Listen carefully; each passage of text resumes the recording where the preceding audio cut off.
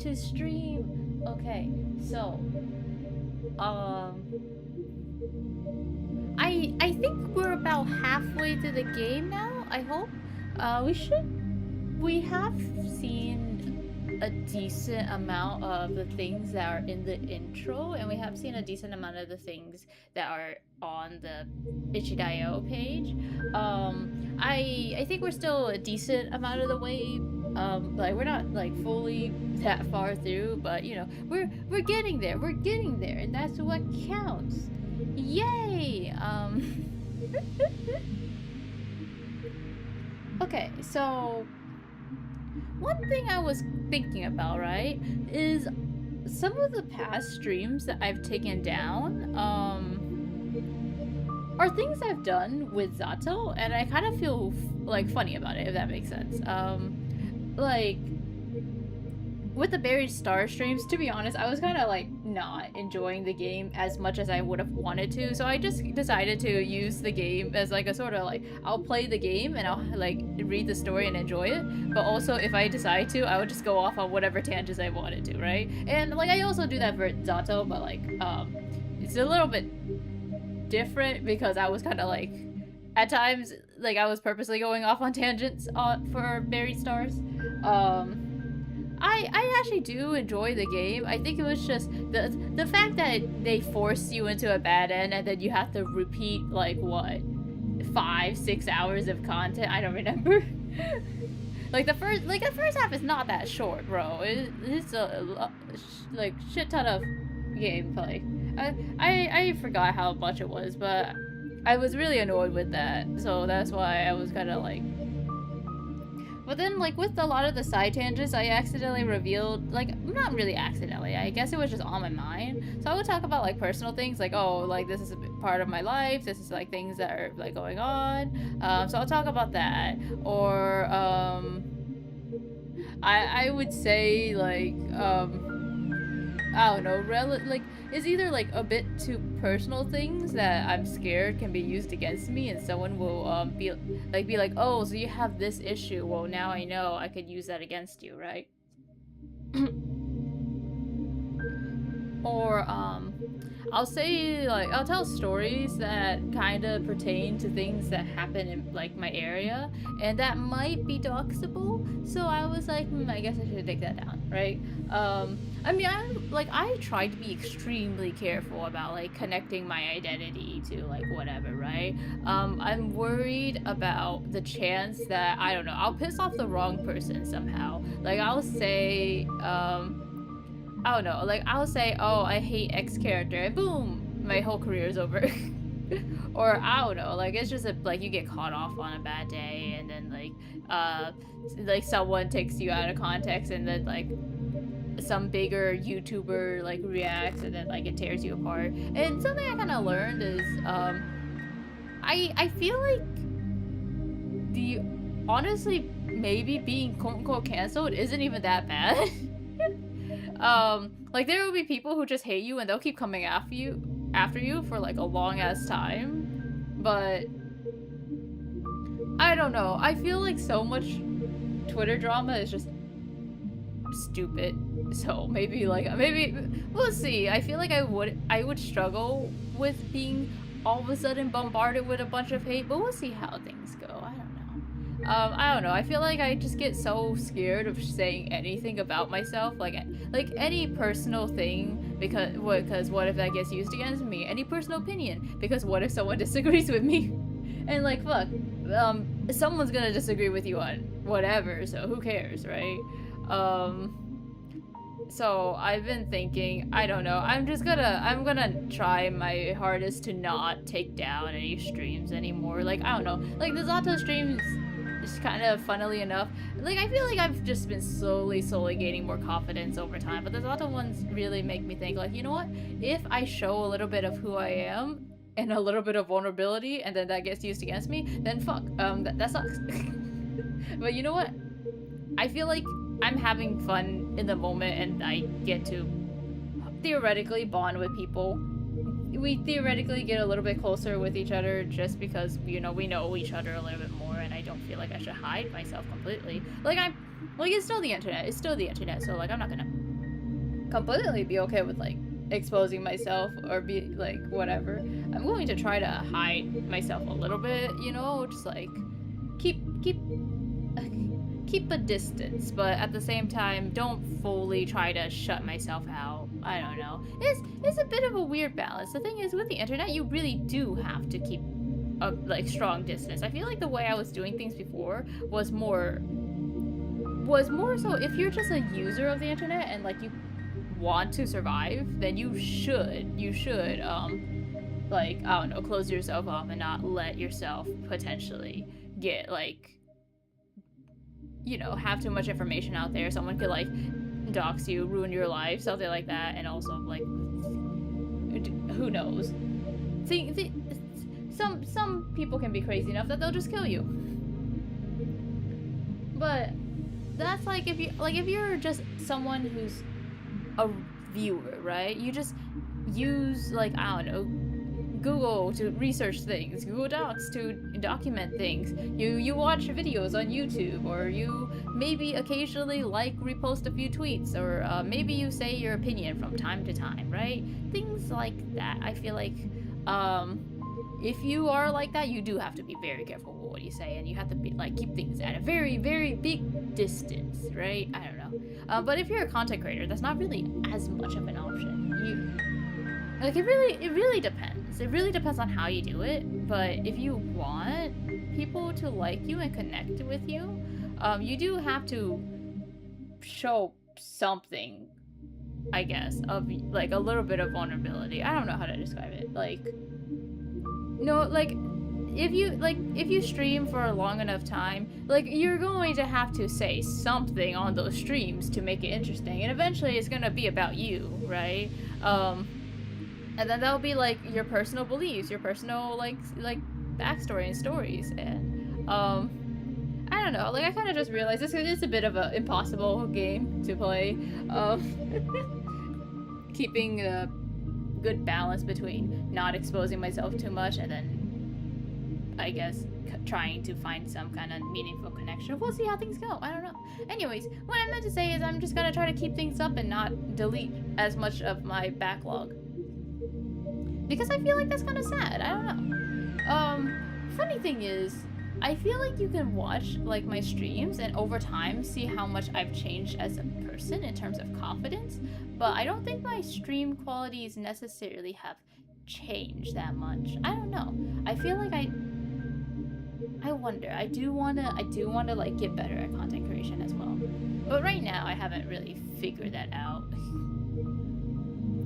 Honestly, I would like to do more cinematic videos. I feel like scripted videos would be so fun. I would love that. Anyways, sorry. That was a long side tangent. I just wanted to say, like, I don't know, I felt bad for getting rid of, like, the Barry Star streams if pretty much what I'm doing with Z.A.T.O is the exact same. So I'm going to try to keep more of my streams up.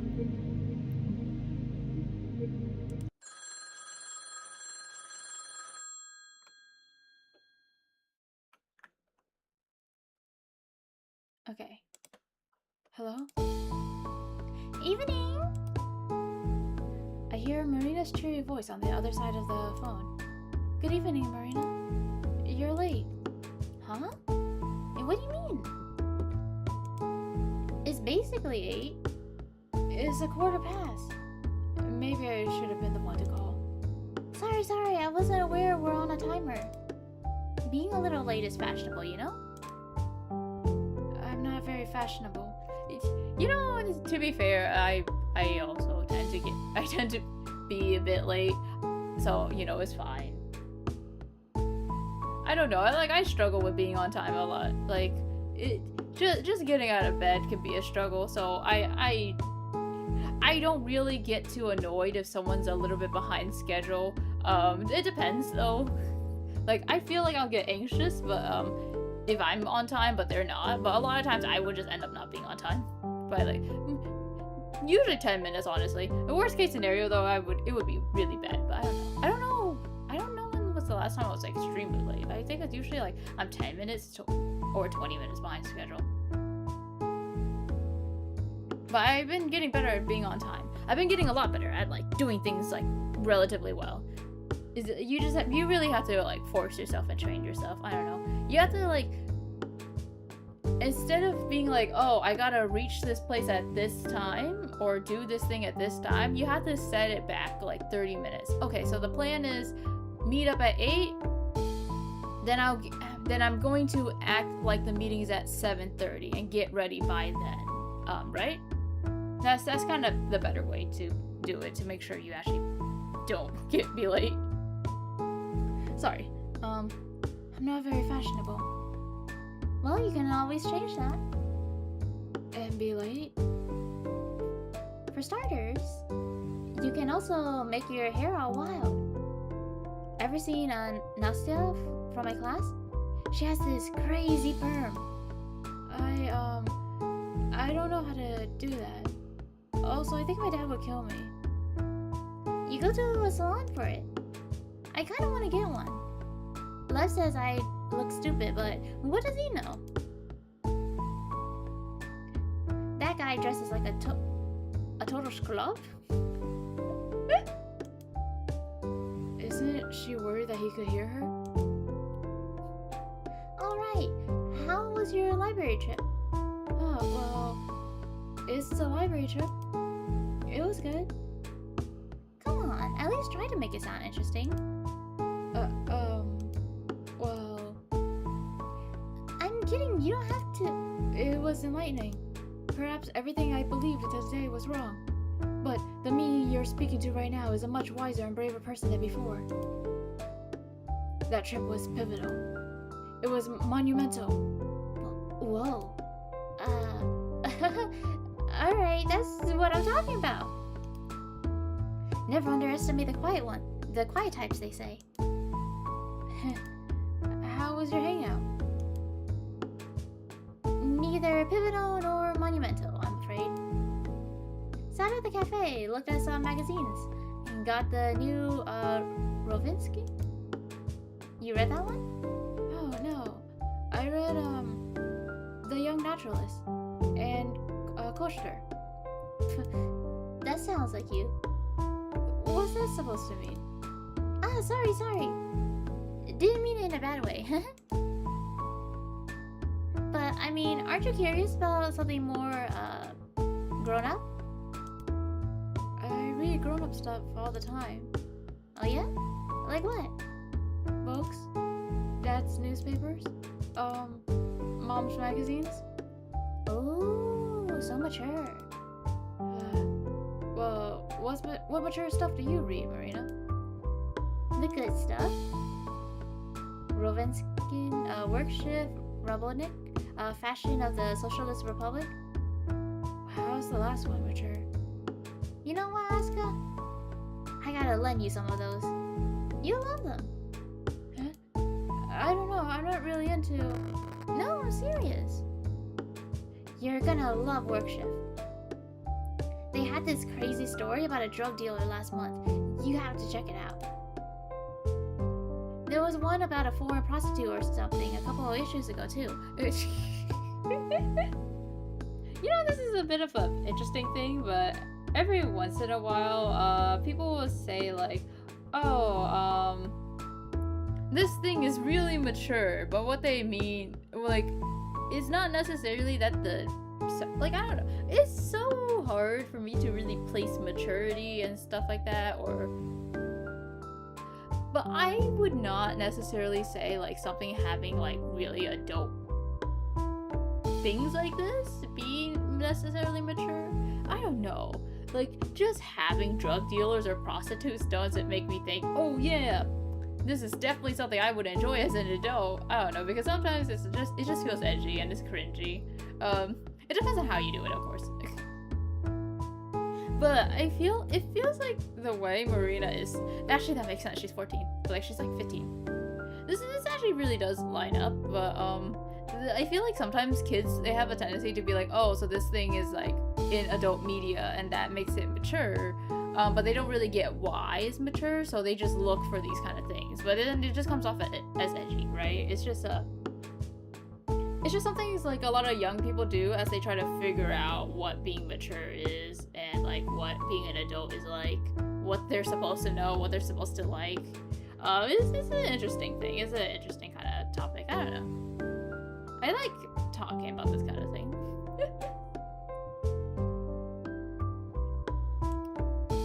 I'll look for it. Those do sound really interesting. Alright. I'm not sure my dad will like me reading that, though. That's so. Well, then we can read it together. Really? Yeah. I'll bring some this week. Okay. To be honest, I've been curious about those publications for a while. Last year, I even bought myself an issue of Rovensnik? I'm sorry, I'm trying my best. I read it all in one sitting, but then Dad found out and, well, it wasn't worth it. I guess I could just buy the issues and read them right away. Read through them right away. Then, I could throw them away, but that sounds really wasteful. It does, that's... Wait, can you not check it out at the library? How's he gonna know you're gonna be reading this kind of shit at the library? Is it even available in the library, actually? I guess that's the real question. Is it available in the library?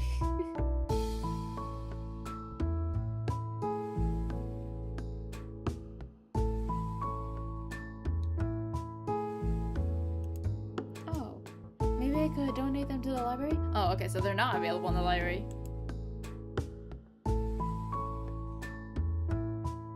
That's not a bad idea. That's not a bad idea at all. Although if Marina will share her magazines with me, I might as well save my allowance.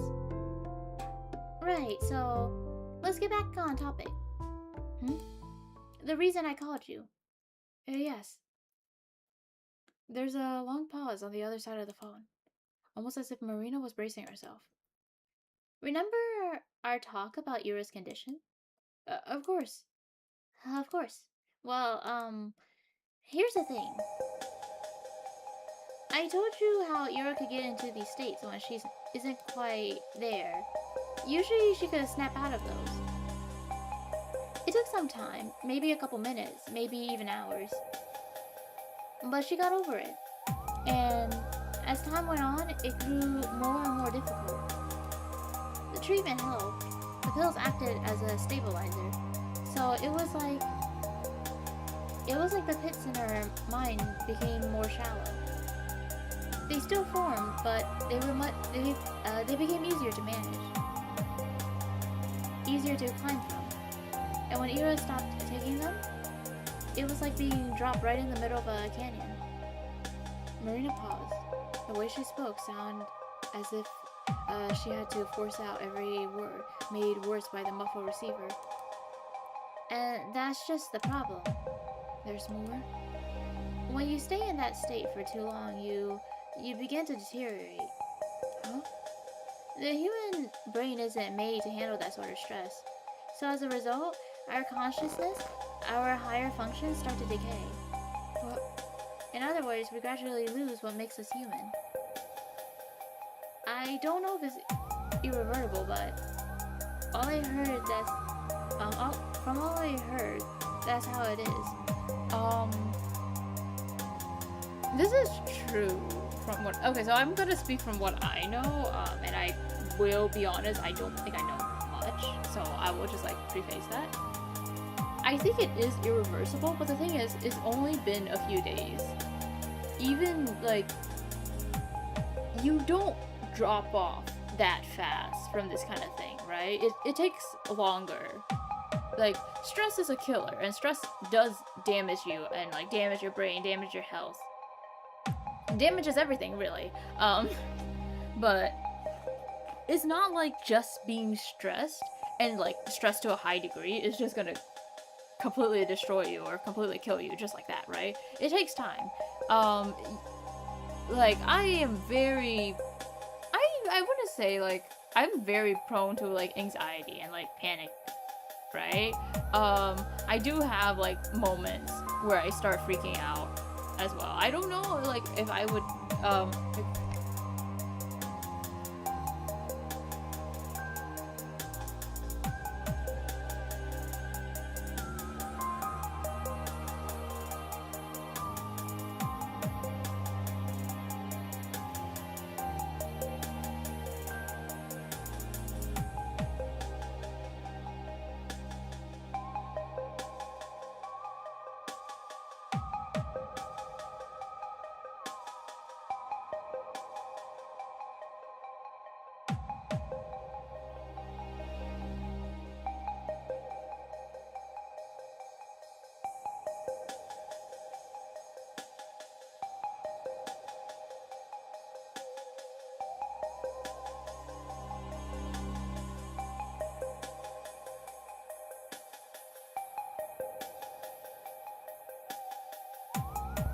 I have returned. Okay, so what was I talking about?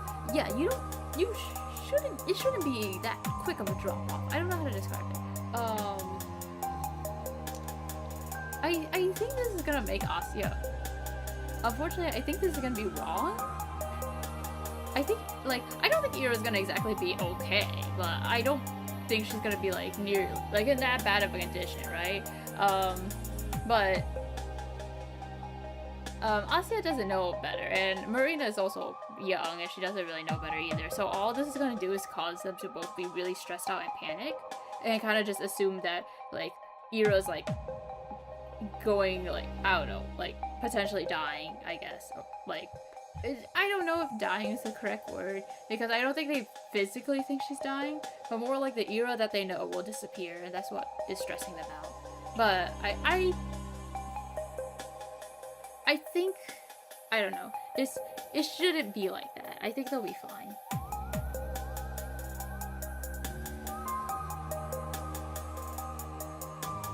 In other words, we gradually lose what makes us human. I don't know if it's irreversible, but from all I've heard, that's how it is. I feel a cold lump in my throat. Higher functions deteriorating. Losing what makes us human. Just what the hell kind of illness is that? When we saw Ira that day, it seemed like she'd been out of it for hours.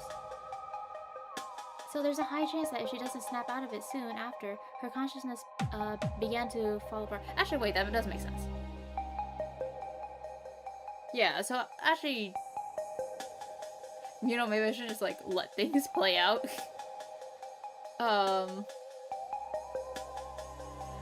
No, I think, like, yeah, if you do stay stressed for a very long time, you do, like, eventually fall unconscious just due to, like, how much your body's, like, burning through too much energy, if that makes sense. Yeah, like, I don't think it's exactly completely irreversible, but she is right, that it is possible that, like, Ira, like, I don't know, completely lost it and then just eventually fell unconscious somewhere, and we had to find her. And that could be anywhere in the snow, because it's been snowing for a while.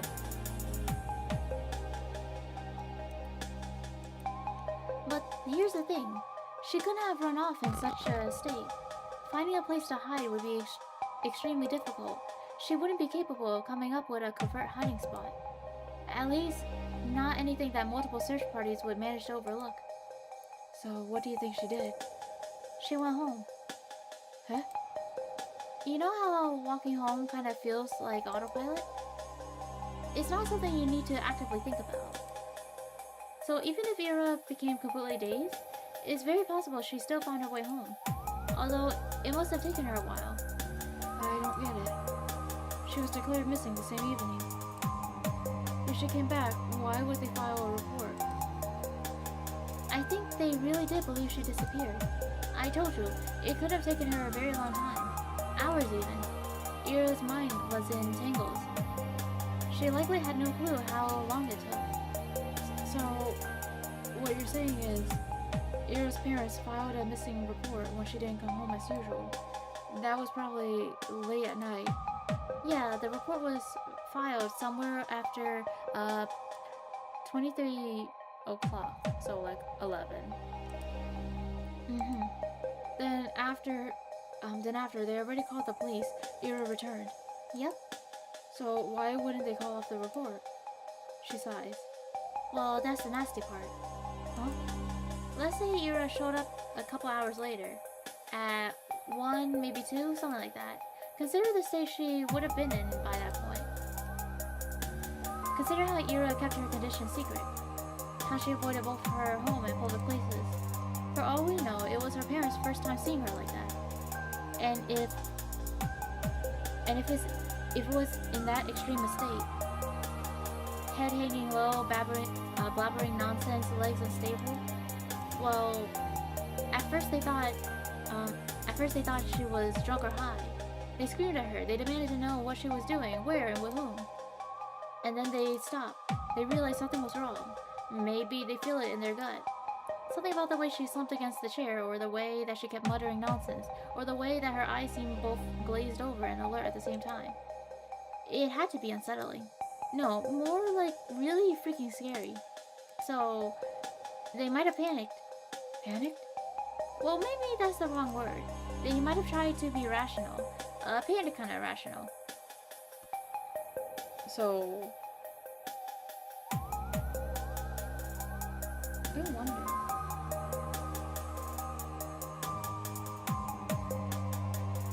Did they like hide her? Are they hiding her because they don't want to look bad or something?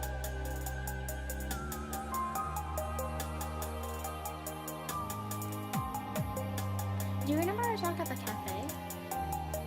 Yes. Their family has a reputation to uphold. Whatever remains of it, at least. Their daughter is already the problem child, the difficult, the unstable one of the bunch. What do you think people would say to Ira coming home looking like she shot up God knows what substance? Or better yet, returning way past midnight mumbling like a lunatic? You're not saying that. I'm saying that it would be inconvenient. It would exasperate every problem the family already had. So in their mind, the best short-term solution would be to wait it out. Wait for Ira to come down from whatever drug she was on. They would announce that she returned only when she was presentable. But if she never came down, They probably thought she'd be okay by morning. But if not, well, then wouldn't they take Ira to the hospital? I doubt they would. They wouldn't want the public to see her in such a state. And Ira's mom is a nurse. She probably tried to handle it by herself. But wouldn't they say that she was sick or something? Why keep the report? She still came home under suspicious circumstances. Perhaps they thought it would be better to come up with something first. They thought they'd let her recover and then declare she's back. But before they knew it, a couple of days have already passed. Calling off a report like that so quick would also be pretty embarrassing, you know? This all sounds a little far-fetched. I don't know, it seems relatively reasonable. I do agree that, I don't fully agree with it, but I do think her reasoning is pretty logical, you know? I don't know.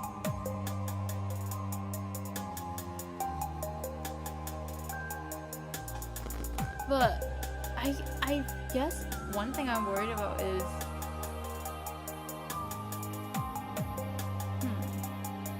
what exactly is going on with her? I get like her condition is not very similar to mine. I feel like yet again, maybe no. Actually no, I guess mine can last a couple of days. Yeah. I guess it's just I never had anything this extreme happen, so I'm just kind of questioning what would this do to someone? I don't know. I'm sorry, I'm just like projecting too much. This sounds a little far-fetched, but also, I can't deny the possibility. I don't know Ira's parents personally, but even I'm aware of how dire their reputation is. Would they really go this far to protect it? Are people really capable of things like that? Crap. Crap indeed. But if everything is as you said it is, and Ira still hasn't come down, that means... Yeah, her condition is only getting worse. We have to do something. I look around. The TV is still playing in the living room. For a couple of seconds, I stare at the door, holding my breath. Asya, you good there? Yeah, sorry. It's okay. I just need to be quieter. Oh, I see. But yeah, I agree. I tried calling their place before, but it's either no response or one of her parents. So that's useless. I also thought we could ask Tolik, but we gotta skip school for that. Why? He goes to kindergarten. The only time that we could talk to him alone would be when the kids are let out to play. But that would overlap with our lessons. I can't really skip. That's fine. I can. Really? Sure. Lev will get a call, but it's no biggie. If you say so. Yeah, I'll go there. Still, there's no guarantee that asking will work. So I'd like to go to Ira's place, see how things are with my own eyes. Ah, yes, that would be smart. Mm-hmm. But I think it might work better if I'm not alone. You want me to tag along? If you don't mind. We can meet up after your classes end. You have how many lessons? 5. Okay, great. 12:30 at the gate then. You in? Of course I'm in. Awesome. Then I'll see you there? Yes, see you. Wait. Can I write your number down as well? Yeah, of course. I marked it down on a notepad I had been doodling in. Okay, got it. Now you can annoy my brother all you want. I never. I'm just joshing. Good night, Asya. Good night. Beep.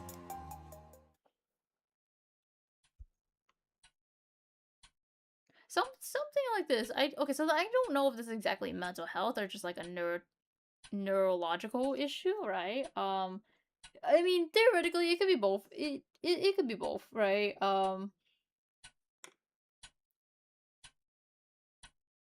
don't know. It's really interesting. I don't really know how else to describe it. But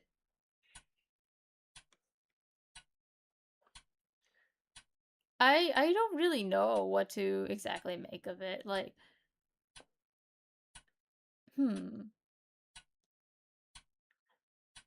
I guess like what Asya would be worried about is like Ira no longer being Ira by the time they find her. But I don't know, like even if you have a prolonged episode, I don't think it's gonna be completely, it's like it's not the end of the world, right? But I guess the issue is this is the 1980s and mental health isn't very well researched, so you don't really know that. So all you know is, oh my god, this person is fucking crazy, right?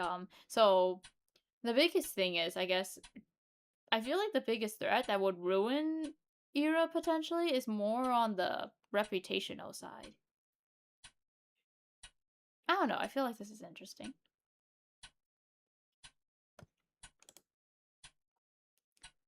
The handset gently clicks against the cradle. I'm home again. The clock is softly ticking from the hallway. The TV continues to mutter from the living room. I look down at the shapes I've been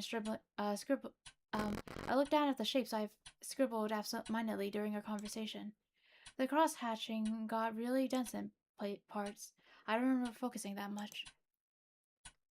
I don't think I was meant to draw anything. I don't think I was, yet. When I look at the shape more closely, when I scan its dark blurry outline, my eyes glide over it hunchback, then down the wave of hairs, and deeper, closer, towards where his face is meant to be. The shadows shrouding it are much too heavy. There is just one thing my mind can parse. 2 things. I smile as Ira's frightened eyes are locked with mine. I miss you. I really, really miss you.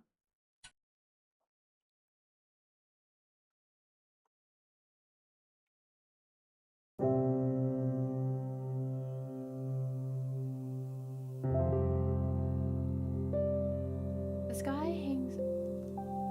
Oh, hey, there's a day up there. The sky hangs low. The teacher is droning on about some historical battle by the blackboard. I can't force myself to listen. The only thing that matters right now is what Marina and I had set out to do. As soon as the last bell rings, I rush out of the classroom, down the corridor, down the stairs, down another corridor, down, then to the cloakroom, then outside. A wave of cold hits my defenseless face, so I hastily tie the scarf that I've left hanging loosely by my neck. Asya! Marina's waving at me from the gate. I start running towards her, but... What? What? Some kid managed to snipe me with a snowball. I wobble, feeling chunks of it falling and melting in my hair. Whoa, that was one heck of a shot. Whoa, nice throw! Okay, maybe don't raise it. I mean... ladies? Who what ladies? She's with the spy! Get her! Huh? A barrage of snowballs flies at Marina. Although, unlike me, she successfully covers her head. What the hell? Gleb, Denya, I'll tell your mothers. They don't like you anyways. What? Asya, let's go. Grab my hand. Yes, let's. We run across the yard, our poor sides catching the brunt of the artillery fire. Jeez, where did they learn to throw like that? Honestly, it's pretty amazing. They must be great at laptop. Did you just play laptop anymore? God, what that was? God, what the? Definitely. God, the hell is that about? Stupid kids. When I get their asses. Marina hugs, slapping snow off her battered clothes. I do the same, until a rather unpleasant laugh sounds nearby. Nice running, Jens. Huh? Garen walks towards the schoolyard to us, completely unfazed. Marina grits her teeth. Got it. Hey, you there! Why aren't you firing at him, huh? Oh yeah, why aren't you guys? Say it loud and clear. 'Cause you're our boss! This bitch hired kids to beat us up? Why would you do that? How petty can you get? You got hired help to beat us up? Children? Unbelievable. I hate this man. Aye! Heard that? Well, what? Are you like their nanny? Their boss. Clean your ears. Boss? What does that mean? We have a contract going, is what I mean. A mutually beneficial agreement. Capitalist pig. Asya, let's report him. The contract? It's simple. I let them see some... Oh, okay. I let them see some of my haughty card deck. In exchange, they give you two a little workout every time you cross the yard. Great show, by the way. What? What kind of card deck? Wouldn't you like to know? It's like a normal playing cards, but with sexy chicks pronounced.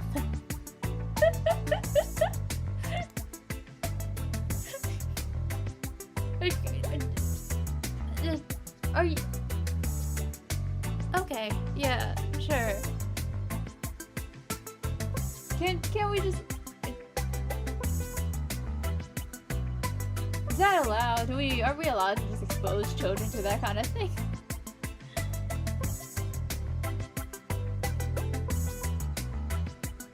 There's naked ones too. Whoa. Where did you even get that? Found in my brother's room. He had it stashed in the back of a drawer. How classy. Show. Huh? Fat chance. Do I look like I'm giving out freebies?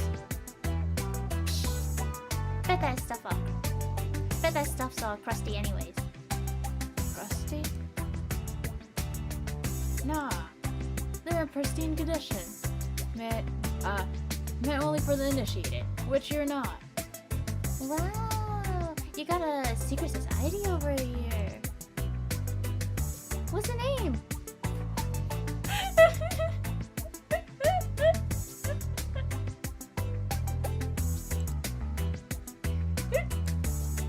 That's catchy, I'll give you that. I don't think we should be talking about this. Right on, Shubina. It's unbecoming for a woman of... Kamosla? To use such expressions. Is it becoming for a man of... Komso? To carry that stuff up? To carry stuff like that? Look who's speaking. And anyways... You made a dumbass deal like that just to have us bombarded with snowballs? Pretty much. Are you 5? Why? It's payback for having me run your stupid errands. I think it's pretty fair, no? Errands? forgot to tell you yesterday. I called him right after we talked. Huh? He's coming with us to Ira's apartment. Oh. What? Yeah. Wait, shit, that was the wrong person. Yeah. May I start from Garin to Marina, hoping it is all a joke. I knew we weren't exactly going to have fun, but I'd really rather not talk to him longer than I have to. But why? I have a hunch that simply asking them to come out, I have a hunch that simply asking them to come inside won't work. And that's when we'll use, Shit, I'm sorry. That's when we'll have a use for Vladik's, brainless brawn. Brainless? Me? Aren't your own grades in the shitter? Huh? They're not, but thanks for your concern. And even if they were, since when are grades a mark of intelligence? That's such an outdated idea. You know, Albert Einstein got really crappy grades, and he's like the father of modern physics. I'll tell you more, the whole idea of graded academic performance reeks of classism. It goes against everything the Great Revolution stood for. If it were up to me, this whole rotten system would be abolished. Marina, are your grades really okay? Let's go to Ira's place.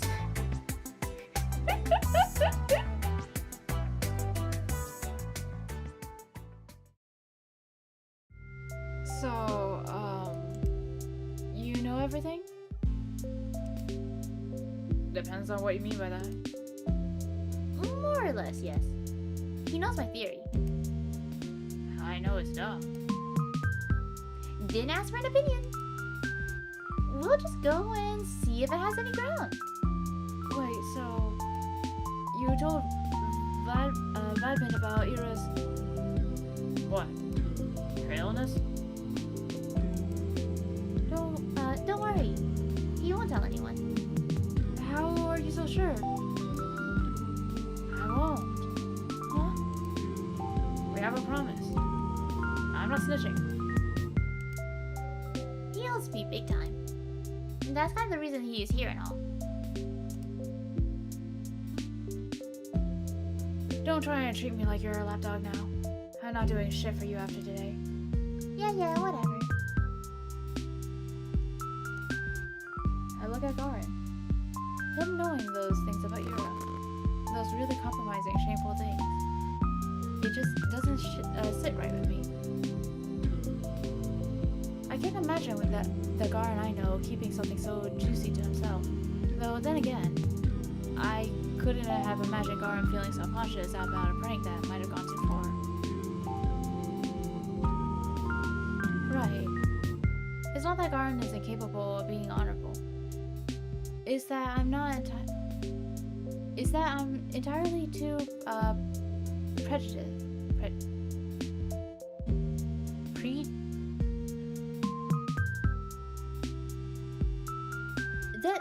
I think I said it right the first time, right?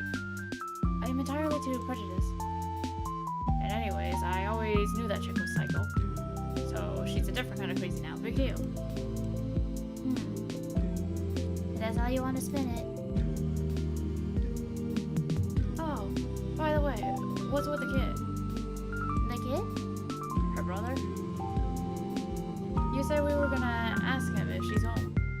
Oh, right. How did it go? Oh, that. About as well as you imagine. Figures. I mean, I saw Tolik when everyone came outside. Called him to the fence, trying asking about his sister in like a gentle manner.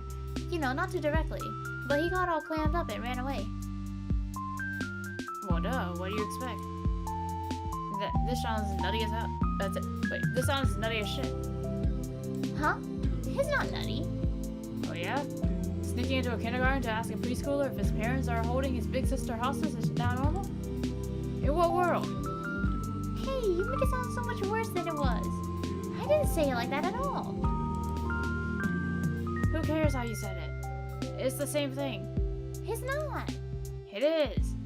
It's obviously not. Totally is. It's not. It's not. It's not. It is. It is. It is. It is. It is.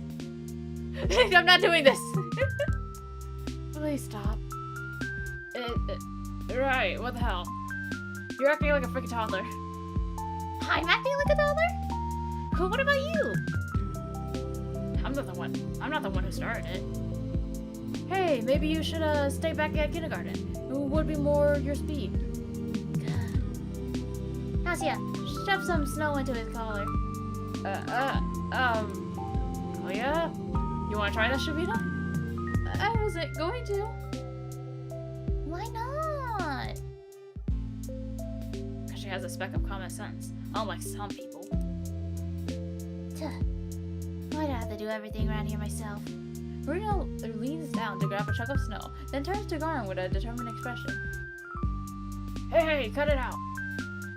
He starts to back off, also scooping a handful of snow. What's that? You scared? Scared? No. What ain't going down without a fight? Oh, you want to fight? I'll give you a fight, alright? Guys! Take that! Nice try. Oi, get back here! Marina and Garin get into an awkward game of tag, trying to stuff snow into each other's jacket. I try to call out to them again and again, but it's like I'm not even there. You know, that's cute. That's cute. Ugh. This is already a mess.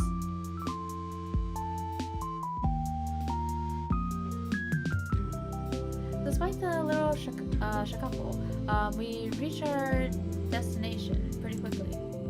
Turns out Ira's apartment block isn't far from mine. That's wonderful. It's almost like we're neighbors.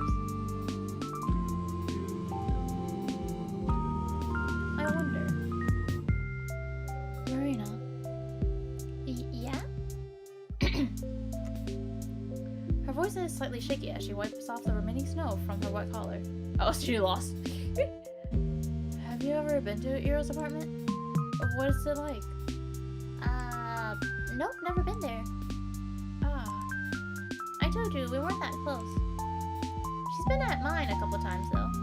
It's not fair, right? It sure is. Maybe you'll see it when she's back. Maybe. If she's not home already, she wants to add. I see it in Marina's eyes. She got her mind set on finding out the truth today. She'll peek into that flat no matter what. How do you know if anyone's home? We turn to Garn, who's finishing his cigarette a couple of meters away. He still has some snow chunks stuck to his hood. That's cute. Okay, so they both lost. It's a mutual loss. I'm glad you asked. I had plenty of time to spare before going to kindergarten, so I stopped by the hospital and asked them about Nurse Grachevskaya. So she works night shifts. Better. She hasn't come home since Ira disappeared. Huh? Hear that? Looks like my theory isn't so stupid anymore, huh? It's still stupid. Marina sticks out her tongue. Why do you keep calling it that, Blabbin? I don't think it's that dumb. Yeah, like I do think it had some semblance of logic, just based on what we know, but it is a bit crazy. I will say it is a bit much. I don't really know how to describe it. I'm sorry.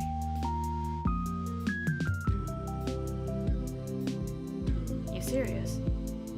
She came up with a batshit conclusion, then twisted everything else to match. I don't know, like I feel like it makes logical sense. Actually, like it is. The thing is, that's kind of like the biggest thing. It's a really extreme conclusion, but it's like all the pieces feel logical. It's just like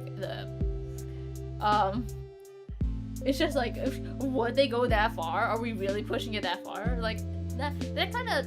I guess the biggest question with this is, are Marina? No, not Marina. Is Ira's parents really that?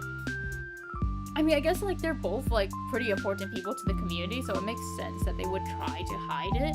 But would they go that far? I don't know. It does seem a bit extreme. You serious? She came up with a batshit conclusion that chose to everything else to match. The hell? That's not true. Yeah, I felt a similar way. Asya? Sorry, Marina, but it does sound a little bit like that. Still, I wouldn't call it, batshit. Even if it is a little out there. Out there, huh? You know, if there's even a 1% chance she's in there, I have to try. I mean, like, that.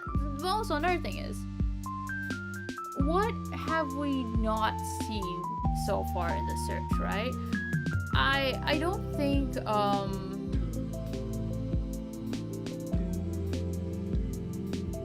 so realistically speaking, I don't think we have seen,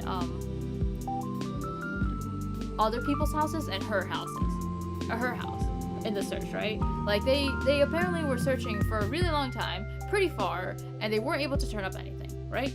So where left is there to go, right? They searched pretty much every logical public hiding spot. So the only places that are left is if she somehow managed to skip town, she's back at her own house and they just decided not to, like, undo the report and hide her, which, while I think is an extreme case, it seems possible if, like, Ira's parents are that uptight, right? And they're just, like, I don't know, they're trying to figure things out, like, before they give her back, right? Or, like, let her free. Give her back is a bit of a funny way of describing it. But, there's also other people's houses. Maybe she got kidnapped. Who knows? But, like, I see where Marina's coming from. It's more like, I don't know, it seems logical. Maybe it's just me being, like, easy to, like, manipulate. Because, like, I feel like I just go along with things a little bit too easily. It's like everything she says makes sense. I would be willing to say, oh yeah, that sounds reasonable. I understand how, parents can be when they are like that. You know, there's even a 1% chance she's in there. I have to try. I don't care how dumb it sounds. I agree. You never know until you check. Shubina, you can say that about freaking anything. You can, but incredible things happen all the time. So, I don't believe we should be calling bold ideas stupid or crazy or anything like that. Bold ideas, please. Aliens crash landing in Tungska is a bold idea. This is some cheap twist you got from a detective novel. I think both of these are rather bold, though I believe it was remote energy transfer in Tungska. Heard that one. Seems far-fetched. I heard some eyewitness reports and nothing there suggests electricity. Well, electrical explosions and fires of that magnitude won't look too different to an outside observer, I think. And it doesn't have to be electricity, right? There are other forms of energy out there. Nikola Tesla would have given something else a try. Please, Tesla's the electricity guy. You think he'd randomly start playing with, I don't know, plasma? Actually, I was thinking something like lasers. Guys, what the heck are you on about? Right. That's not what we should be concerned with right now. It was proven to be a meteor! The thing exploded in the lower atmosphere, and that was that. They even ran, like, simulations of that stuff. Everything lined up perfectly. Jeez, and I'm supposed to be the crazy one? Well, that's a load of crap. Think everything's that simple? Occam's razor, my friend. Occam's razor. And all the evidence points to a meteor anyways. You got no case. Well, there are some inconsistencies. Such as? Like, this had to be either a meteor or a comet, right? I think the comet theory is the more popular. But, comets have relatively smooth curves to their trajectory. If this was really a comet, it would have burned up in the atmosphere at a much higher altitude. Well, it could still be an asteroid. The name's literally the Tungska meteor. And where's the debris, genius? Where's the crater? I said that exploded in the air. There wouldn't be a crater. then there would still be a chunk of it scattered around. They scoured the whole area and nada. The chunks, the debris could have disintegrated from the heat. The blast was huge, right? The people in the village nearby felt this intense heat wave. It could have totally melted the thing. Melting? Ha! I knew you sucked at physics. But that bad? Oh yeah, because your alien spaceship version is so realistic. Actually, there's also the extinct comet theory. Our conversation continued like that for the next couple minutes. Wow, I never would have guessed I could discuss a topic like that with my schoolmates, especially Garin. Even though everyone's opinion is so different that the exchange borders on being a full-blown argument. Wait, shit, hang on, let me reread that. Even though everyone's opinion is so different that the exchange borders on being a full-blown argument. I think I'm having fun. It's strange. It wouldn't be much of a dialogue if everyone sat nodding their heads in agreement, I suppose. That much is obvious, even to me. I just forgot how things like this are meant to feel. When was the last time I've done this? Have I ever done this? Maybe I never have. Maybe I was never supposed to. Now I'm not sure myself. If I were never meant to find myself in a situation like this, then the only way this could have been made possible is through a blessing. That's the only sensible answer. The only reason why I can enjoy things like that, despite my inadequacy. Of course, naturally, it's a gift. I cannot waste it. Perhaps that tiny part of my humanity that knows how conversation go can be restored. Is that why something so improbable has been allowed to happen? Maybe I'm being too hopeful. In any case, it's yet another thing I can be wholeheartedly grateful for. Alright, enough space talk. Let's do what we came here for, shall we? Yeah, let's. Thought you never ask. Marina gives us a reassuring smile, and we all head to the entrance. It's the same as all the other residential buildings in 4.5. A long 5-story building with evenly spaced out canopies at its base, each hiding a metal door with a code lock.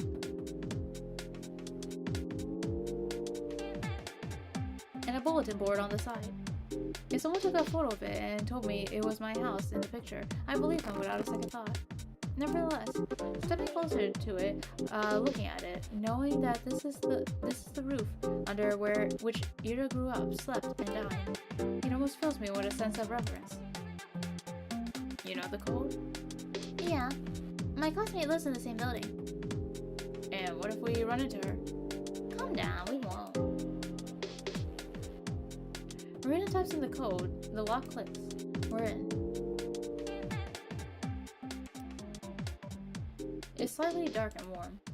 Now past familiar-looking mailboxes, up a familiar-looking staircase, one familiar-looking floor after another. We make our way to Ira's apartment. Oh, it's on the same floor in the same spot as mine. That's cute. Marina takes a deep breath. Okay, I'll do the talking. Your guys' job is to stand next to me and look polite. Understood? Yes, sir. I nod. Satisfied with the response, our negotiator fixes her hair and rings the doorbell.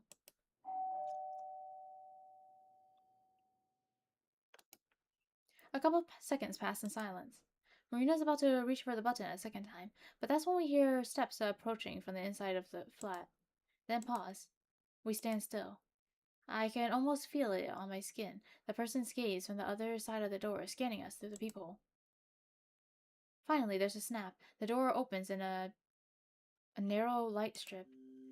A woman's face peers out, looking disheveled. Her tangled hair is the same shade as Ira's. Yes? Good afternoon. We're Ira's friends from class. We nod politely. Friends? Yeah. We've been worried about her.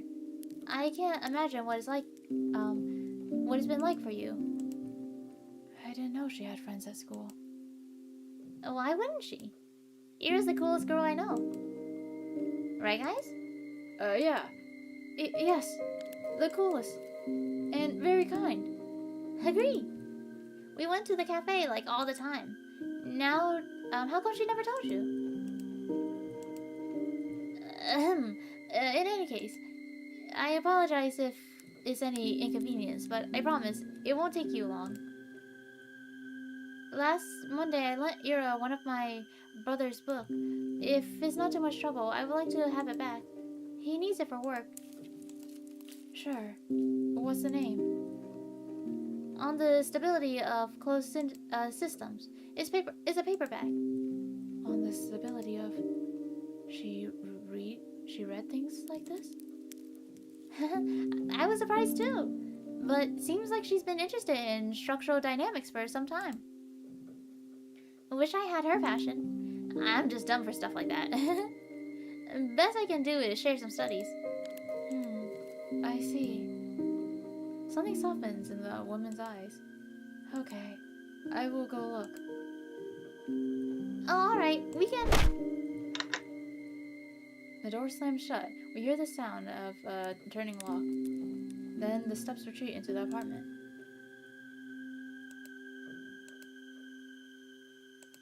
Great job.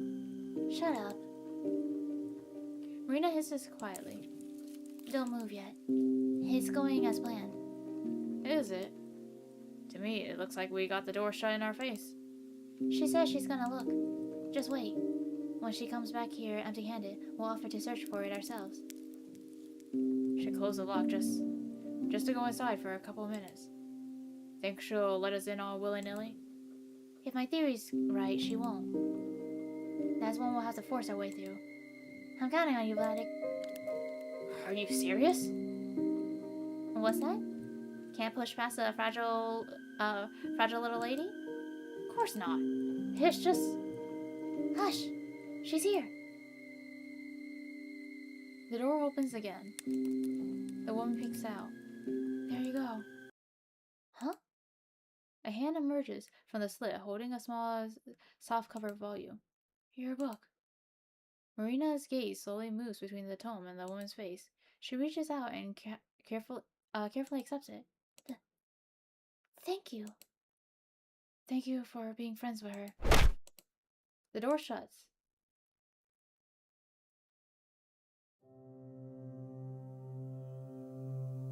Marina flips through the pages absent-mindedly. So, did you actually lend Ira that book? No. I don't think so, no. You don't think so? She shakes her head. She gives the tome and starts digging through her bag for what must be the 4th time already. Damn it. Where is it? What the hell? I look down at the stability of closed systems in my hand. Just like Marina says, it's a small paperback, and a worn-out one at that.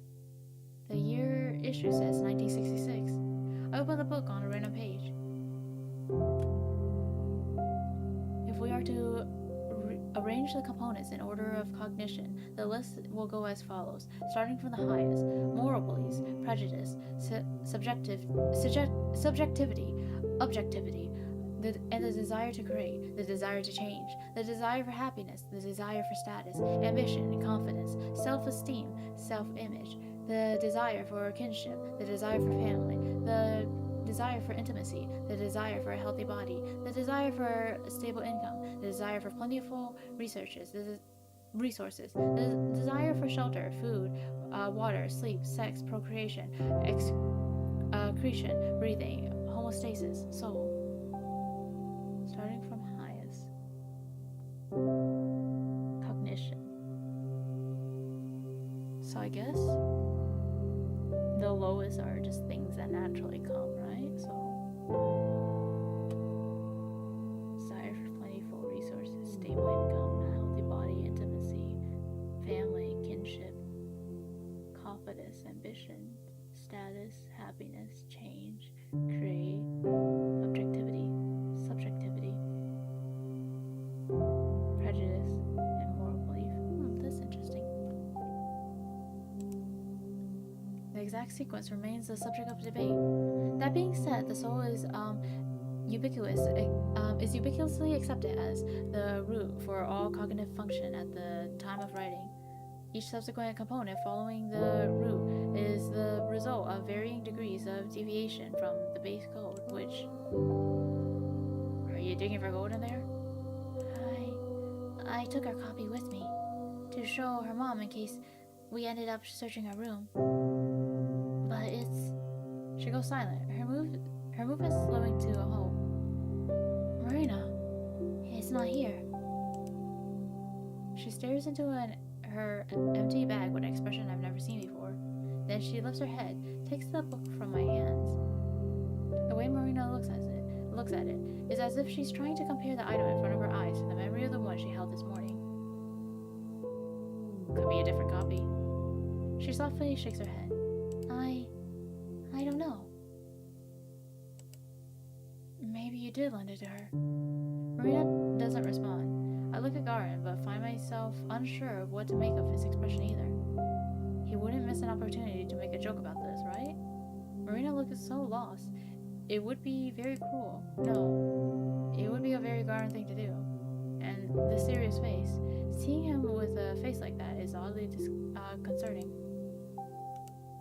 So it worked. Huh? Marina quickly slips the book into her messenger and turns to us, wearing her usual chipper grin. Guess the old habits die hard. The same old airhead. Huh? You got me, Asya. Looks like I got some things mixed up with all this weird crap going on. That's okay. It happens to me too sometimes. Right? Took you this long to realize you got mush for brains? I guess people around you were a little too nice to point it out. Aw, well, thank God for you. You're here to tell me how it is, Vatic. Anyways, that sure was something, huh? Yeah. A whole load of nothing is what it was. We didn't learn shit. Wrong. Did you see how her mom was acting? If you ask me, it's a little suspicious. You think so? Don't you? She was dead set on not letting us see a sliver of the flat. Why do you think that is? I understand what you're implying, but she might be a private person. Ain't it obvious? She's sick of random people asking about her daughter. You two aren't wrong. I'm sure both of these are big contributing factors. But even then, I don't know about you, but to me, something about her behavior seems a little paranoid. I doubt privacy is all there is to it. I suppose. I can see what you mean. What I'm saying is, even if it doesn't confirm my theory, it certainly doesn't disprove it. Sure. Cool. Can I go home now? Stop right there. Who said you're off duty? Man, what else is there to do? Contact Ira directly, duh. That's what you're here for. Huh? I thought my job was to push past her mom or something. Nah. I didn't expect a direct approach to go smoothly. We just had to get that part out of the way. Now, comrades, this is where the real action begins. The real action? Yep. Follow me.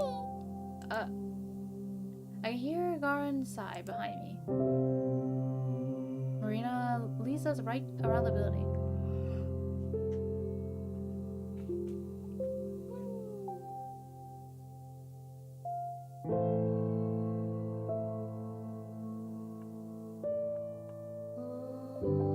Marina leads us right around the building, stopping on the side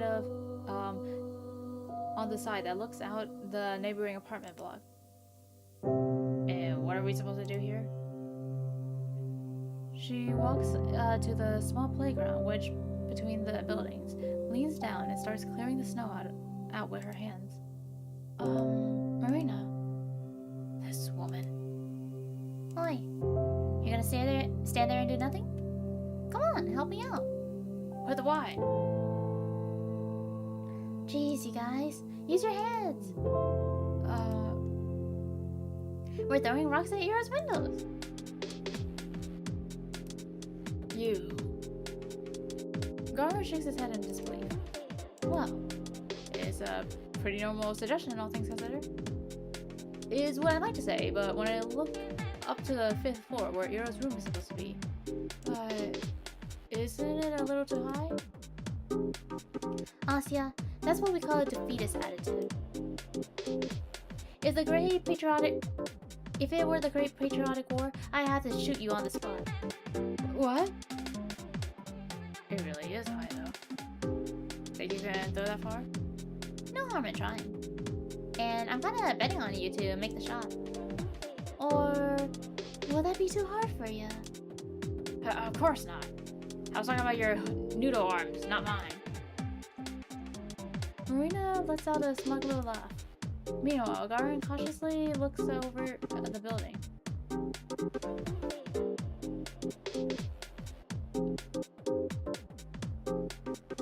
So which window was that again? It should be the one over there. Is he with the teddy bear? I frantically scanned the apartment complex. A teddy? A teddy? A teddy? A teddy?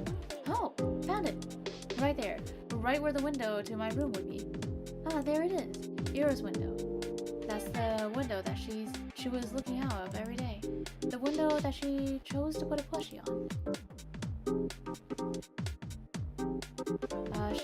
She did that so when she looked out the window, she'd also see her teddy bear. Maybe something she'd hold in her hands and squeeze it. Does the bear have a name? It has to. I wonder if it's something classic, like Misha or Winnie. You know, that's kind of interesting.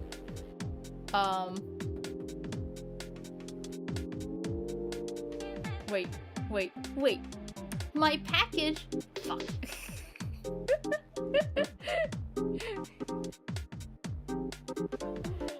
Okay, but something I gotta find really cute is how much Asya loves Ira, right? I don't know, like I just cannot imagine being this loved by someone. Fuck, I want to, like, I don't know, like I would love to have this shit. Like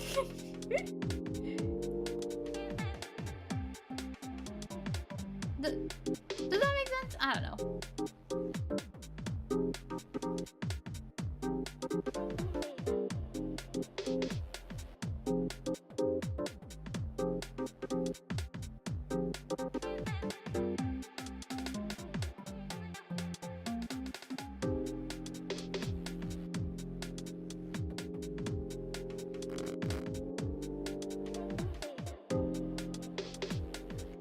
To see how I can.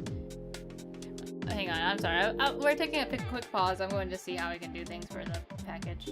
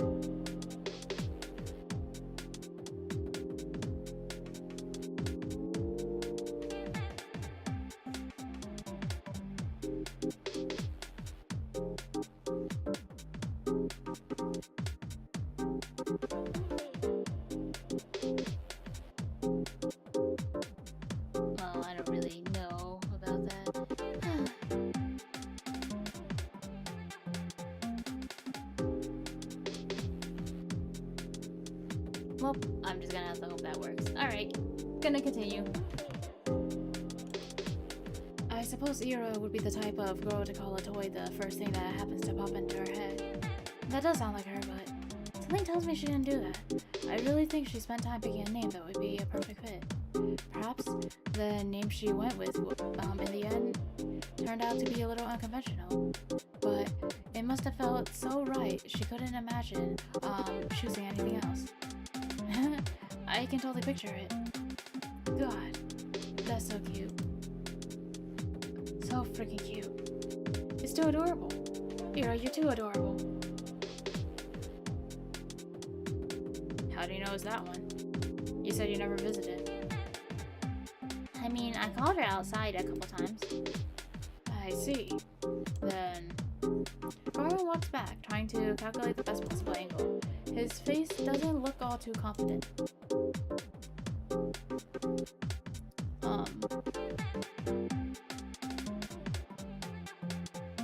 Marina, having dug up some pebbles from the ground, runs up to him and drops a few into his hand. Looks like I'm next in line. I don't think I'll be any good at this. Nonsense. And what did I say about defeatism? 3 small rocks land into my mitten. They're wet and dirty, and the dirt gets tangled in the wool. There's something charming about that. I look up to see Garan tossing and catching a pebble in his hand. He eyes Zero's window with the intensity of a boxer engaging his opponent from across the ring. Well, what you waiting for? Piss off, I need to aim. Right. You're not solving a freaking math equation. Just go for it. That's how the pros do it. Oh yeah? Gonna lead by example? With pleasure. She's gonna miss. She's gonna... Marina gives us both a challenging look, then turns to face the block. She takes a couple of steps back, gripping a pebble in her hand. Then she exhales and... clap. It lands in the snow. That's not even close. Shut up! It didn't even reach the wall. Hey, listen! It's the spirit that matters.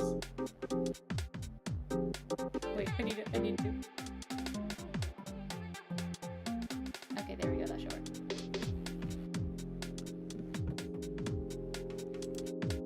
You think the pros get to the national level without a couple of fumbles? No! It's a rocky road. Victory starts with a mindset, a goal-oriented mindset. That's true. Oh yeah, sure, you're going to go far. But a throw like that, maybe one day, you'll make it to the Paralympics. Big talk from the guy who's yet to make one shot. Why are you still standing there anyways, huh? Scared yours won't even fly that far? You suck at bluffing. With a big, almost theatrical swing, Garan shoots his pebble across the yard. It draws a rather scenic arc and bounces off the wall just below the second floor. That's it? Better than your sad excuse for a throw. Ah, it's nostalgic. Years pass and you still pitch like a toddler. Zip it, Kaplan. Or you're catching the next rock. Oh no, we're on a surname basis now. He's serious. You bet your ass I am. Listen here.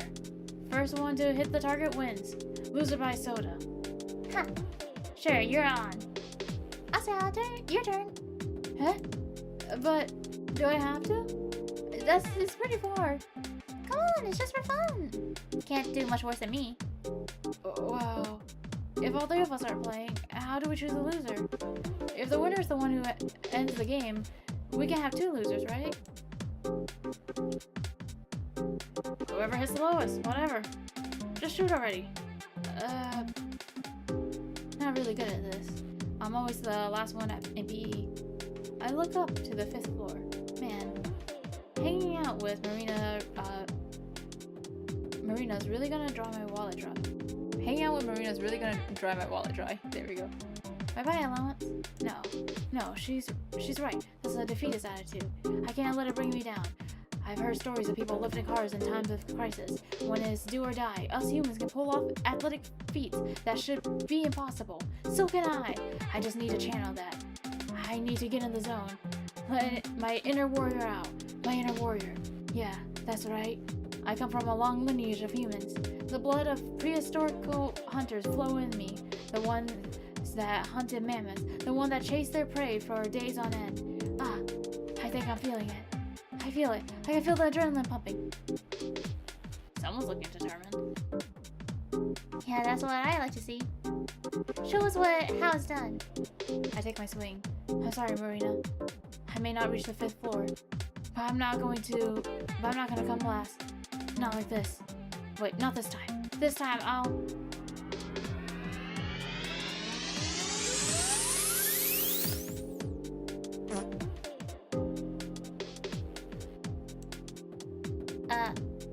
The pebble bounced off the asphalt, not even 2 meters away from me. I stand frozen in place. My ancestry.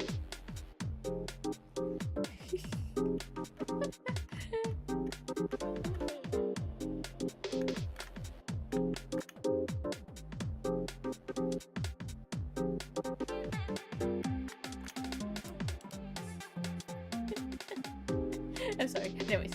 Well, someone's off to a great start, it seems.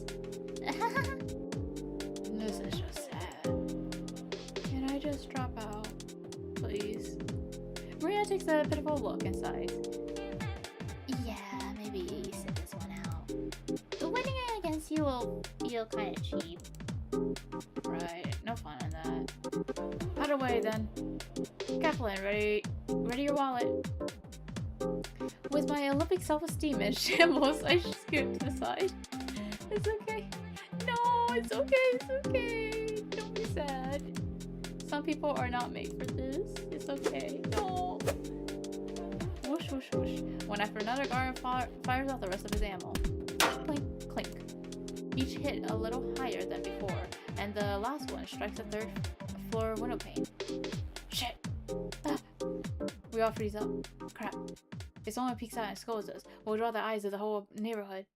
Not that we're being all that inconspicuous to start with, but... Seconds pass, no one shows up. We let out a collective exhale. But would it kill you to be a smidge more careful? You told me to just go for it.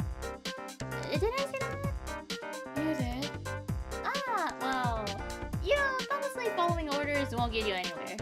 Some critical thinking goes a long way. So, do we listen to you, or... Shubina, pass the rocks. Marina, start running. Wow, scary, scary. Also, it's my turn. She pushes Gara on her shoulder. I shouldn't be expecting much, considering her first shot. But even though the angle was all wrong, it was quite forceful. If she aimed just a little better, Marina's pebble shoots up fast enough. Whoa! It slams dangerously close to the 4th story window, just above Garen's strongest throw. Whoa. For a moment, Marina looks surprised at how high she actually managed to hit. Then a arrogant smirk spreads across her face. Yeah, Vatic. I wonder why I call you here at all. But thanks for the help, I guess. You're free to go. Hey! Sorry to have dragged you out of here. Oh, it was all on me. Sorry for that. Oh shit, that's her. I'm sorry, guys. Oh, it's all on me. Sorry for that. It looks like we can handle this by ourselves after all. See you around. What? What do you mean, see you around? I'm just getting started over here. A rock collides with the wall just above the spot Marina pebble hit. Wow. See that? I'm only revving up. Hey, guys? I point to the ground, where I etched some lines into the snow. Here, scoreboard. Ooh, nice, nice. Way to make yourself useful. Hey, can you draw me a little higher? Oi. No playing favorites. Yeah, sorry. No cheating, Marina. Jeez, whose side are you on? I like fair games. And I believe in you.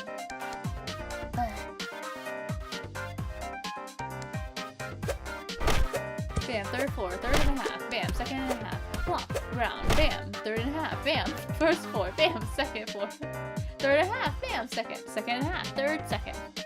Oh hey, this little CG, I've seen this little image of Asya on Twitter. I've actually, you know, this is actually kind of like an interesting thing. I know, what's it called? When you see something, your mind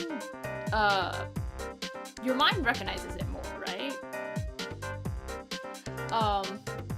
Like I swear to God, ever since I started playing Z.A.T.O, I've seen like 10 different accounts with like, I don't know, pictures of Asya or like Ira as their profile picture. I haven't seen many people have Marina or Garam, but I've seen a lot of Asya specifically. Like this sprite and I don't know if we've seen any of the other sprites actually. I'm not sure. I'll have to check. But this one specifically, I know I've definitely seen, right?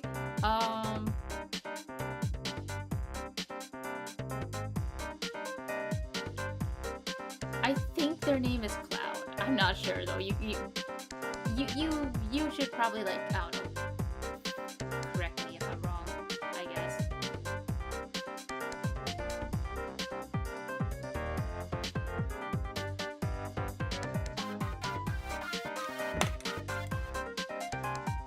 The two keep helping the poor building while I keep drawing notches on the scoreboard. Sometimes I run out to collect rocks after they fall into the bottom. If you think about it, isn't this game sort of like a reverse meteor shower? Rocks flying up into the heavens, never quite reaching their destination.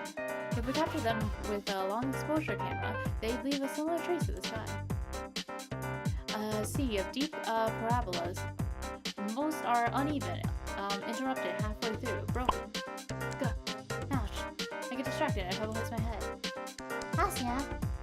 Wait, Asya! I'm so sorry! Are you okay? Yes, don't worry. Keep going. Jeez, Shubina, watch where you stand. So sorry.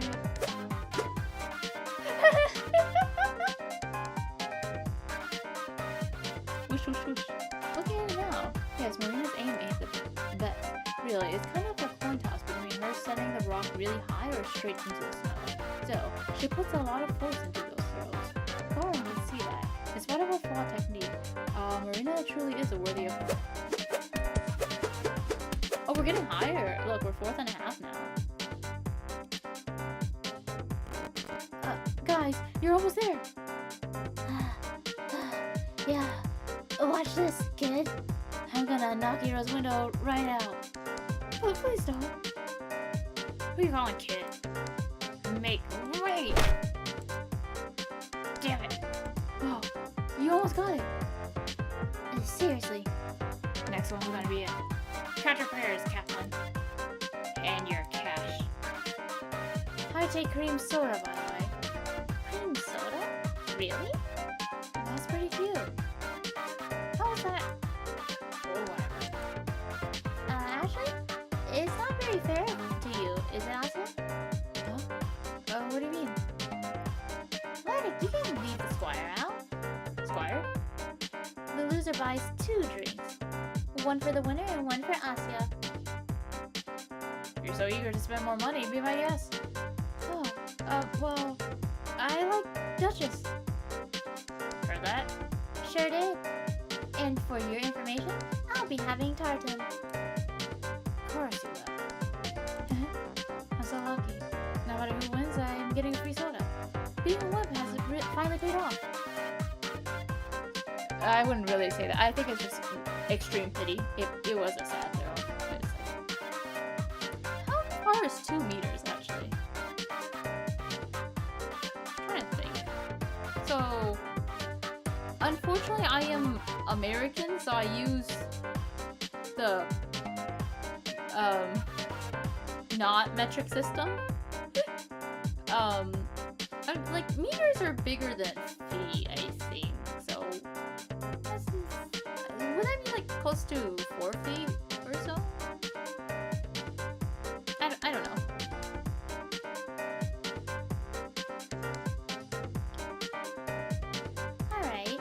my shot. Get going, Vatic. The score is right around the corner. Just throw already. Marina gets into position. I haven't missed one in a while. I got a good feeling about this. She swings her arm back. Wait, what did she just say? Haven't missed one in a while. Marina's aim is all down low. Much like gambling, it's best to quit while you're still riding high. Otherwise, Marina, careful! Oops. The rock flew fast and high. It went straight into and right through the 4th floor window. Bullseye. What the fuck? Everyone, run! Marina grabs my hand before I can fully process the situation. All of us bolt to hide behind the nearest corner. The man's furious voice echoes through the building. You shitty brats! Your parents will pay for this! You hear? Catherine! Don't think I didn't see you! Shit. You idiot. Ron leans against the wall, unable to catch his breath. Shut up, you! This guy recognized me! Hey, maybe he'll make you famous! Frickin' marksman of the century. She punches his shoulder, but lets out a giggle nonetheless. Hey, at least I hit a target. What you were aiming for? Details. I crouched down and let out a sigh. Wow, what a doozy. At least that man didn't seem to know who I was. My dad would kill me if someone complained. Poor Marina. I hope that Lev won't be too mad. Her parents too. Her parents? I don't think she ever mentioned them to me. Do they work in a different city? Then why does their daughter live in Vorka 5? Maybe I should ask her sometime. I look at Marina, who's still exchanging verbal jabs with Garen. I'm not sure if I should interrupt, but... So, what do we do now? Their small falter. Maybe I shouldn't have said that after all. Good question. We're all done here, you right? Aren't you eager to go home? Sorry to disappoint you, but I still have my plan C. Plan C? This whole throwing rocks at a window strategy isn't exactly foolproof. Even if we reach our floor, people don't usually respond after just one rock, yeah? True. So we need to hit that high at least a couple times. That would be difficult. And even if Ira is there to hear us, who's to say she would respond? If she is really kept in there by force, you think she'll be screaming out into the street the first chance she got?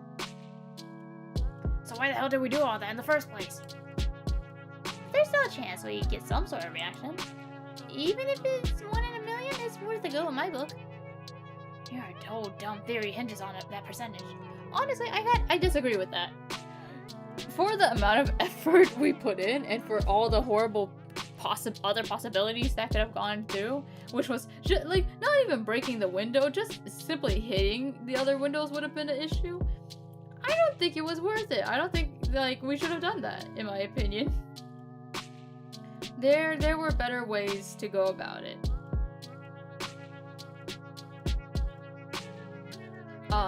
Like, I don't know, you always have to, like, balance what is, like, I don't know where I'm going with this. Like, you have to try to find a balance between, like, what is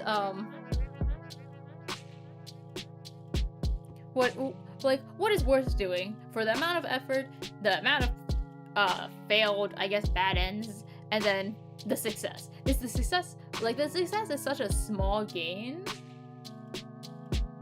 and very hard to reach that it would have been better to probably do anything else. Well, I mean, it depends. I guess, like, maybe it's better than nothing. Actually, no, I feel like doing nothing would have been better. You wouldn't have gotten fined. You wouldn't have broken that poor man's window.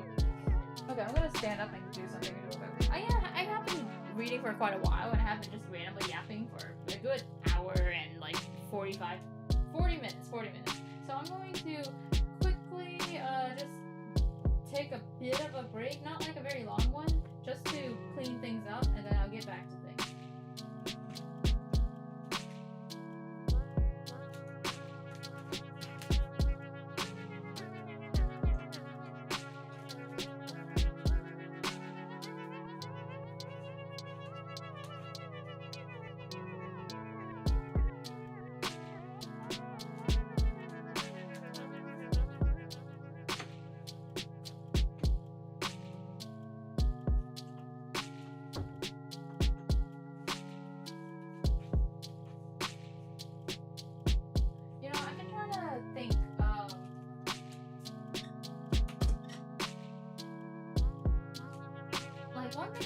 kind of like, I guess, disheartened by was just how little I've been streaming compared to other people, right?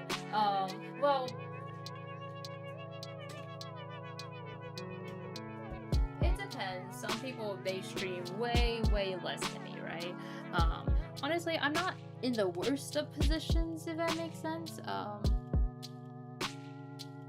I don't really know how to describe it, but like, there's people who have like hundreds more streams than me, and we've been like streaming for a relatively similar amount of time. If anything, I've been streaming for technically longer because like the third year anniversary has already happened. We're approaching like what, the fourth year, I think. So like, that's something I kind of realized is a lot of people who do like have a similar streaming situation to me where they don't have a lot of content, and they like it's like interspersed, is that they have like side jobs, or like not side jobs, like they have their main jobs, and that's why they don't get to stream a lot. And I guess like, you know, that's so me as well, smiley face. So you know what, it's all okay. I don't know, it's kind of funny. I feel like I'm going to try to stream more with whatever free time I have, but of course there's gonna be like times I'm a little bit busy and times I'm just tired, but I've been trying to push myself a little bit harder, so hopefully there'll be more content, and hopefully you'll get to see me and listen to my beautiful voice more often. Teehee, teehee.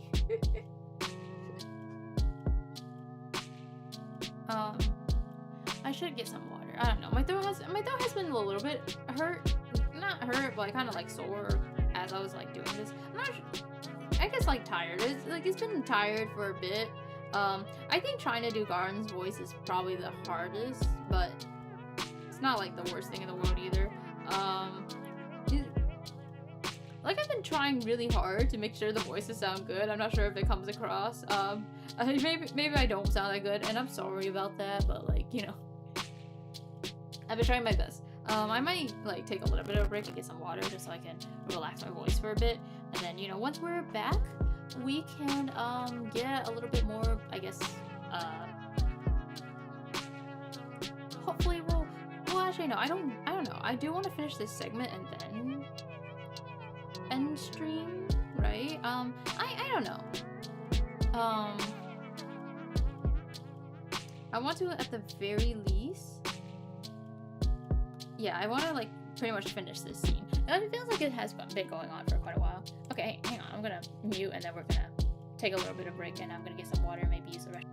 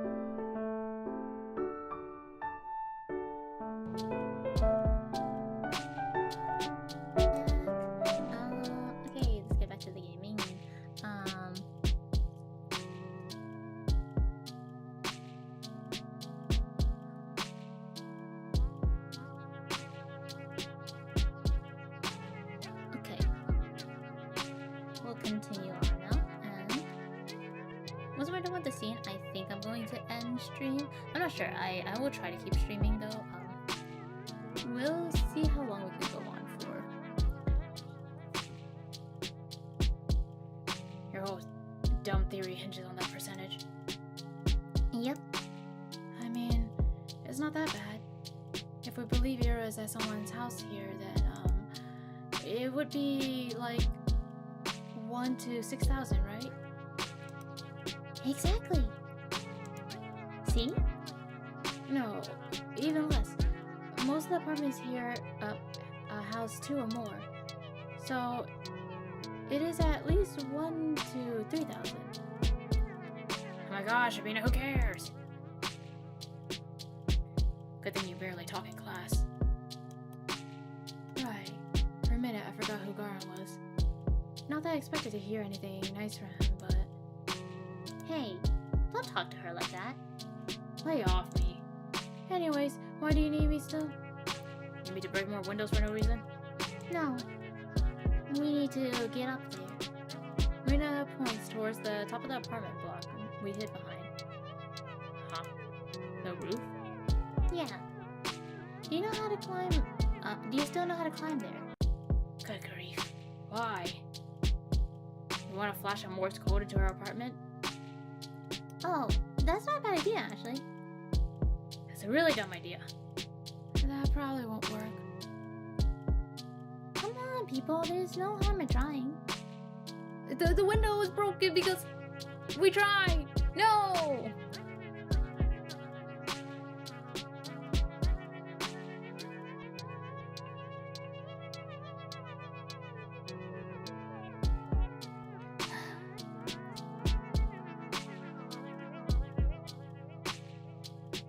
Come on, people. Wait. Come on, people. There's no harm in trying. Any of you got a flashlight? I don't. Like on hand? No. Seriously? Don't all boys carry stuff like that? What boys have you been talking to? Alright, my bad. You're the type that carries, horny card decks. Damn straight. He's so proud of himself. What's with that proud face? Well, whatever. I wasn't planning on that anyways. Really, I just wanted to peek inside. Like, into Ira's window? Yeah. Not the most ethical option, but we're kinda short on these. Sure. Oh. And just like that? No snark? No complaints? It's not like that ever worked before. Let's just get it over with. You're right about that. Alright, let's get going then. Okay.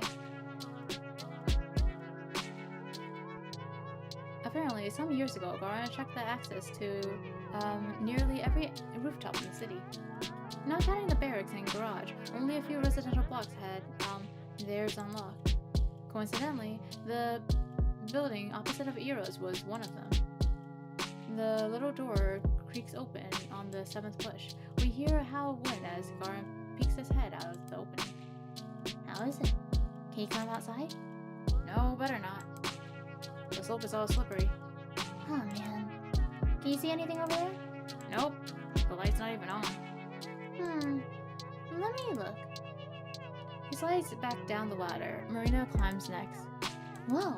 What a view! Pretty cool, huh? No kidding. And Ira's block looks so cool. Close. Do you think we should have taken some pebbles with us? It should be a pretty easy shot from here. Oh, I can go down and get some. Stop right there, Shubina. Don't give up. Pavlik, go over here any more ammo. Okay. It's just an idea.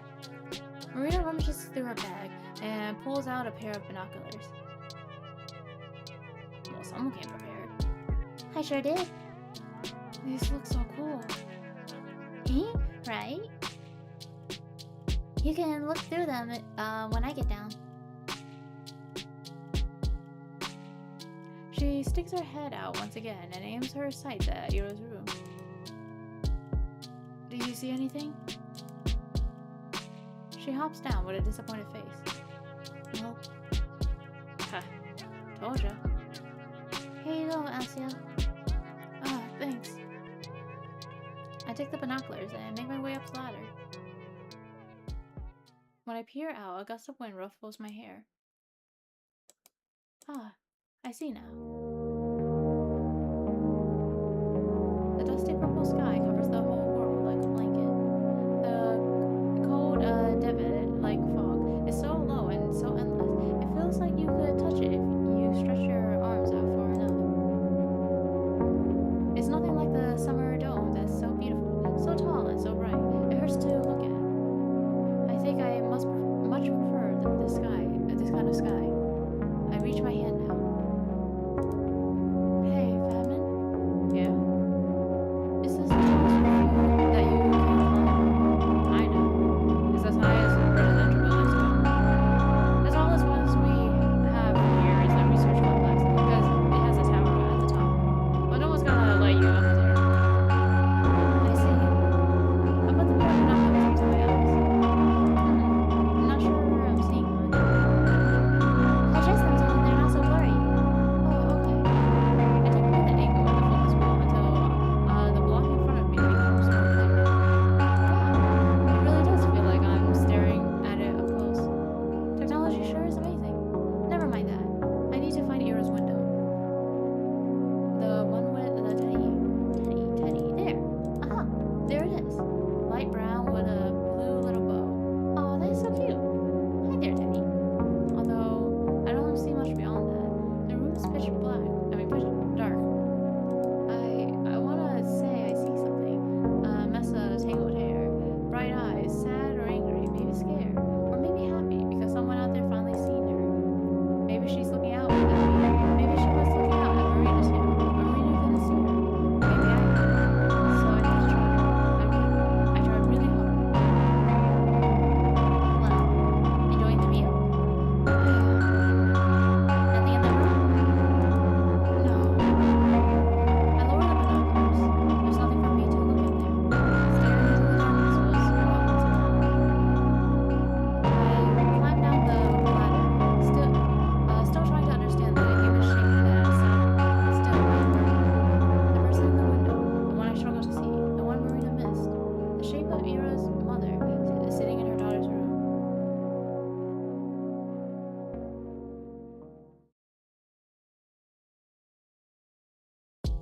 Oh, Ira's not home then. Yeah. I mean, to be honest, kind of thinking about it, that theory was far-fetched. Yeah, I guess it was a bit too much to kind of think about it like that.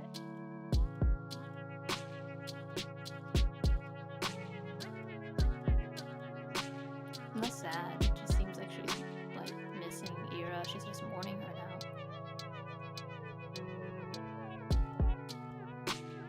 I'm kind of wondering if the game is just gonna end with her being dead.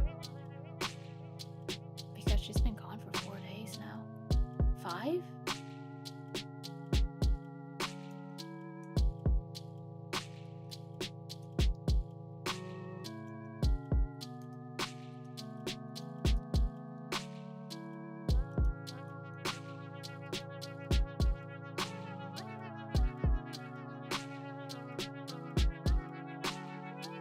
So this was all a big waste of time. Well, I wouldn't say so. Alright, your stupid theory got confirmed as stupid. Awesome. Glad I was here for it. Hey now, the evidence is inconclusive at worst. I really don't think it's true, Marina. Sorry. Z.A.T.O, Asya? Why are you so hung up on it anyways? You weren't doing anything for days, and now you're suddenly playing detective? Hey, that's not... It's not like that. I just got an idea in my head, so I thought, hey, maybe I check. And then maybe I could help somehow. It's true, being unable to do anything can feel really awful. She's been really worried all week, Batman. Oh yeah, I bet. You know she was out yesterday? Hanging out with friends, howling like a hyena? Yeah, I know. Why the fuck do you care? Oh, okay. Calm down, I'm just telling you how it looked. I don't give a damn either way. Whatever. Oh, actually, you lost. Huh? The drinks. You owe us, remember? What? How the hell did I lose? Well, the last shot was mine, so... That's the logic you're going with? You were also very rude. Still are. We need reparations. The only one who deserves reparation here is Shubina for getting hit with your dumb rock. And so do I for being dragged all around by you two weirdos. Please, not like you had anything better to do. Isn't the company of two beautiful ladies a treat in itself? Show me the beautiful ladies, then we'll talk. I was planning to go to the cinema with my boys before you called. It was a US movie too. Damn it. Alright. They're showing it this week. I wanted to see that one. Oh, I remember that. Hey, let's go watch it. Huh? The movie. Like, all together? Well, yeah. And then it wouldn't feel like the day is wasted, right? I guess, but with you? Oh, I see. Asya, he's never taken a girl to the cinema before. He's shy. Aw, really?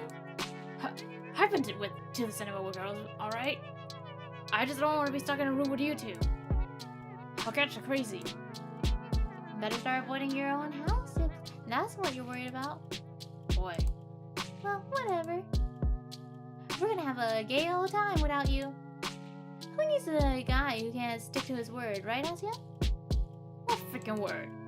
Your win condition makes no sense. Oh, right. I was really looking forward to the soda. Yeah, I bet you were, you freeloader. You're getting one no matter what. How's that fair? It's not. Marina demonstratively turns around and beckons me with her hand. Come on, Asya. Let's leave him to his card stash. A guy who's too cheap to buy you a measly duchess ain't worth your time. Really, we should warn all the other girls about him. Hey, it's not about money and you know it. Ciao, buddy. We got a date with Hollywood. Okay. Bye, Gavin. Hey, Kaplan. That's blatant provocation. Wait. Garin catches up to us. We walk together down the road to the community center. Marina and Garin keep bickering.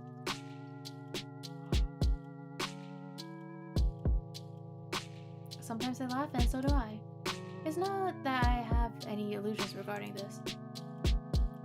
Tomorrow, things will be the same as they always been. Garin will still be the same Garin, and Marina, after the Ira situation fades from our collective mind, she'll have no reason to talk to me anymore. It's only natural. I understand that the moment I'm living now, this brief glimpse into what living correctly is supposed to feel like, will soon end. So I should appreciate it for what it is. I'm not sure if actual friends are supposed to be this rude to each other, but this is good enough for me. My memories will certainly cast all the interactions of today in a more favorable light, so we'll uncorrect the small unpleasant parts. And what remains? What will remain is... Careful, don't spill. I'm trying. Marina passes the package of corn puffs she smuggled in. Garin is holding onto our communal bottle of cream soda, the result of a begrudging compromise. I still would have preferred Duchess. By the way, do you know what this one's about? Oh yeah. Asya, do you? It's about some superstar lady, judging by the poster. You got that half right. Marina leans in and whispers, It's about a cross-dresser. oh, wow. Cool, right? Damn it, why are you spoiling it? It's not a spoiler. It's a taste of what's to come. So, it's like, hello, I'm your aunt? Oh.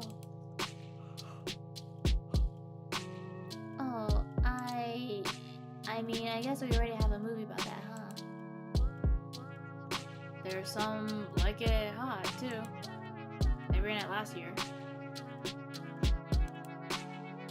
you're right.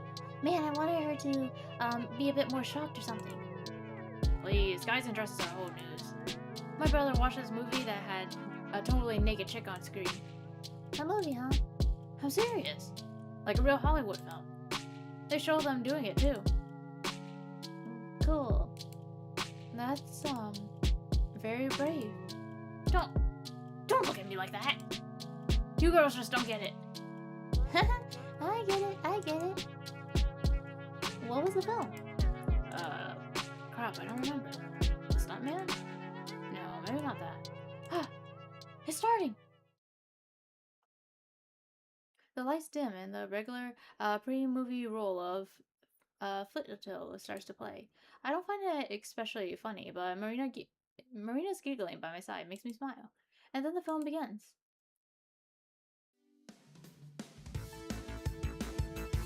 The film. What can I say? I've seen a couple foreign films before, but American ones, they're a whole different league. So bright and shiny, like a glossy magazine. As if the fabric of what the world is made of from materials that is so much more refined than ours. How much of it is real, I wonder? Maybe it's wishful projection. Like a really good kind of propaganda film. No, that's not it. It's not even close to something like that. It's not flat at all. It isn't stiff. If a world this lively in Hollywood is truly completely artificial, then I'm certain the people who created it didn't doubt it is absolute reality for a second. I realized this a long time ago. It's a rule. It's kind of a rule, an axiom. It goes like this: a fake is only truly good if its creator cannot tell it from the real thing. This must be an exquisite fake. Marina laughs, and so does Gar, and so do I, and so does every other person in the theater. My face hurts from the grin that refuses to go away. I keep laughing along, even when I can't see the screen. All the colors start to blur, even the sounds. What are they saying? I don't understand. I hear everyone laughing, so I laugh along. My cheeks feel hot. There's music blaring. Is there some sort of montage happening? I don't know. It's all just noise. My cheeks. No matter how much I wet my face, it's still wet. Even as I stare down at my knees, all of the flashing light. The flowers in front of me won't cool. Hey, Asya? Are you okay? Marina. I hear her whispering to me. I feel her gently caressing my shoulder. For some reason, I can't respond. My vocal cords won't work. She keeps asking me quiet questions. I receives no answers. She's muttering something to Gar. He mutters something back. I'm not sure if he says something to her or to me. To go along?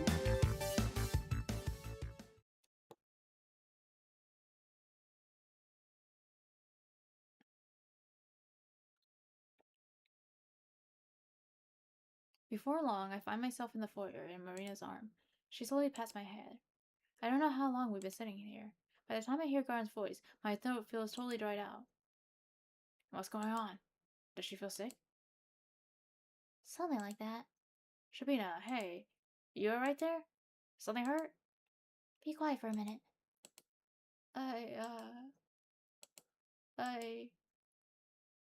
My voice.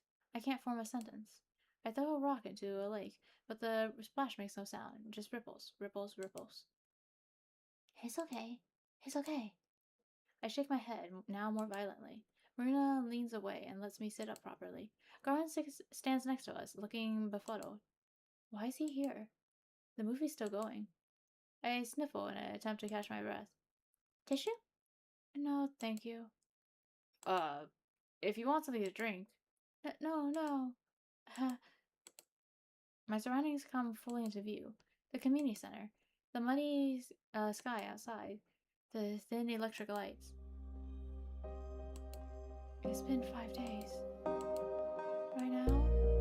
What do you think she's doing now? Do you think she wants to go home? Do you think she misses her mom? Asya. Do you think she's crying? No, really not. It's been too long. Even I couldn't cry for so long. After so long, I think everyone I knew had just forgotten me. They'll find her. The investigation's still ongoing. So, you know. No, that's not what I mean. If if they found Ira today? I sniff again. Before I can refuse, Marina shoves a paper napkin in my hand.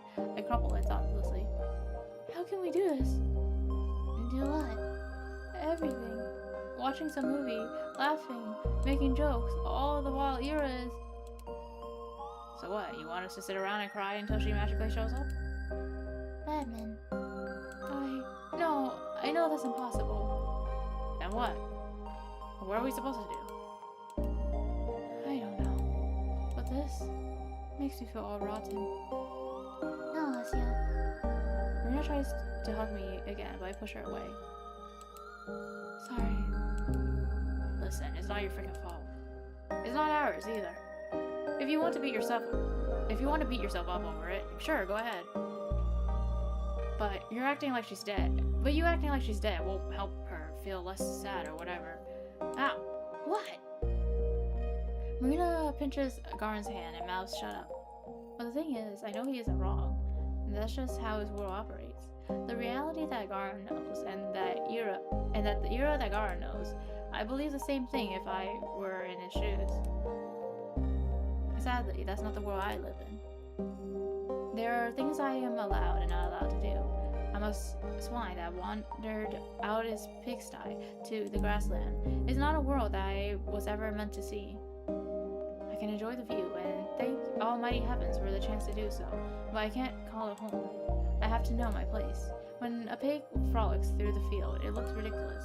When a pig frolics through the field, and the horse lays in a ravine with broken legs, it looks repugnant. I understand what you're saying, Batman. But it's impossible for me to think like that. Why? I know Ira wasn't very polite to you. Or anyone, really. So I don't expect you to feel bad. I understand, but I don't know how I'm supposed to live anymore. You didn't even know her that well.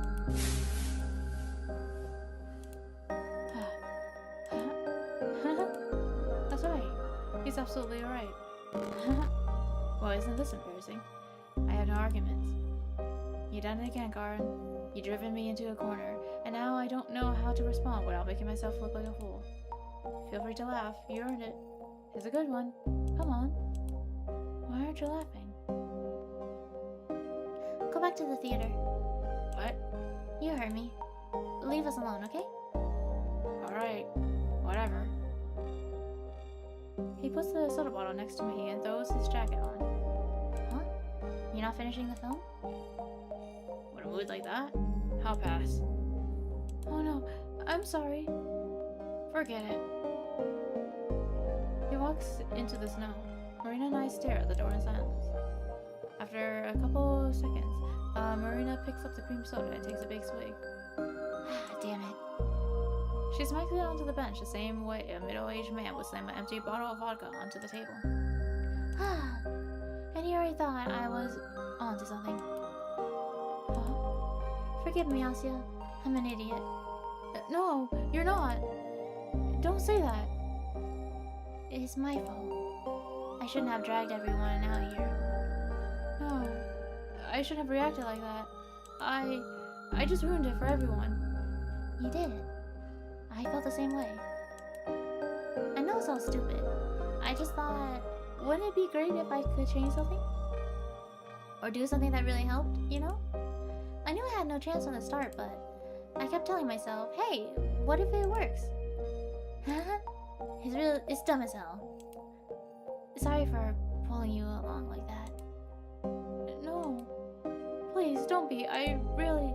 Even if it turns out like this, I still had fun today. Oh, so fun's allowed now? I mean... I'm just messing with you. Marina sighs. She gets up and loosens her ponytail. You're a really forgiving person, Asya. I can't imagine living like that. Please, don't get me wrong. It's a wonderful thing. I wish I could forgive myself this easily, but I should have known better. I'm too old to play pretend. She turns to me. You want to go home? Or will you finish the film? I'll go home. Also.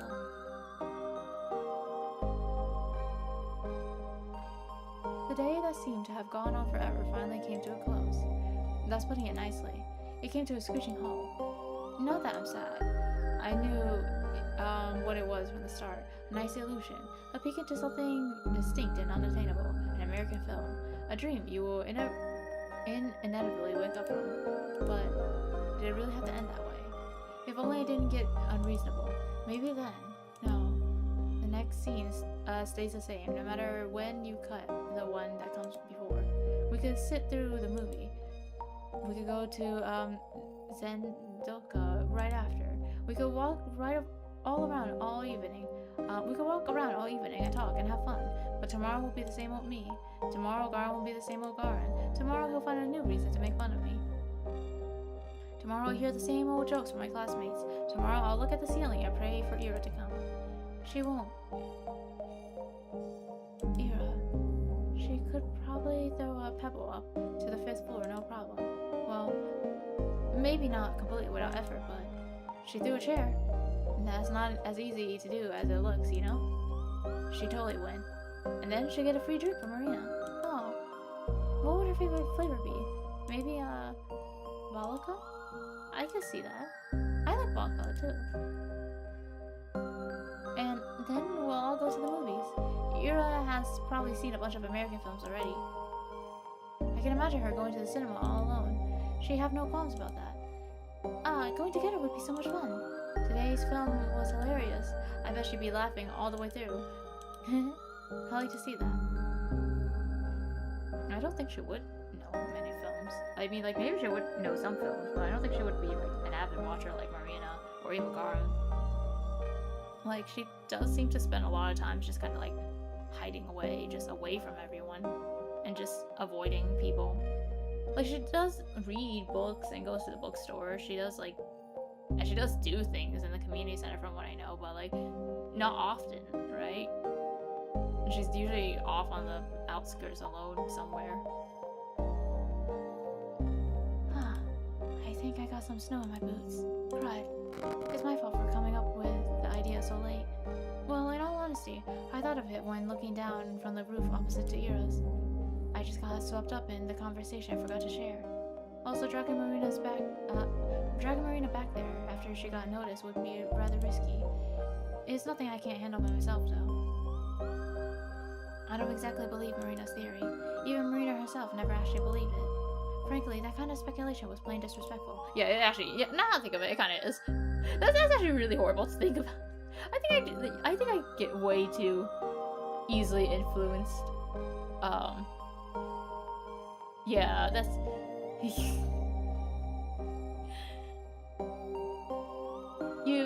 Yeah.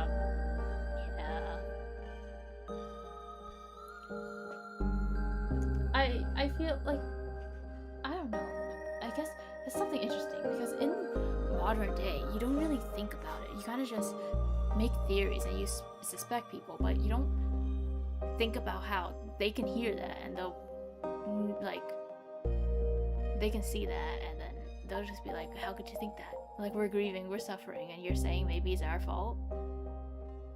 I don't know. I kind of never really slowed down to think about it. I just got way too swept up. Frankly, that kind of speculation was plain disrespectful, but even then, there was something I still wanted to do. Snow piles on fast, so the lines need to be as steep as I can make them. I dig all the way to the ground. As far as legibility goes, nothing beats black text on a pure white canvas. By the time morning comes, it won't be nearly as striking, but it should still be readable. I climb the little play ladder to check if everything's okay. Yeah, should be good enough. Good enough for who? Ira's mother? Huh? Yeah, I'm just being tasteless. It's an offensive thing to write, acknowledging that won't make it any better. And I'm not so principled as to erase it. I'm selfish, and I need today to end a certain way. This makes me more content. I climb down from the frozen ladder and head home. A message sprawled across the playground under Ira's window. Switch toy if you're there.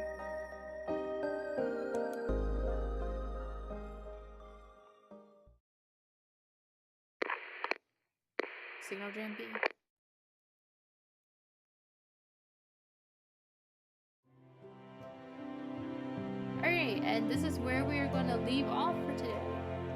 We're gonna continue very soon, but what? We're gonna leave off because my throat hurts and I'm tired. And my back hurts. But you know what? We'll come back. We'll come back very soon. Maybe I'll continue. Like if I don't feel tired within the next hour, but I feel better, we're gonna come back to stream. Okay. So with that, thank you guys for watching, and I will see you guys next time. Goodbye, everyone. Bye bye.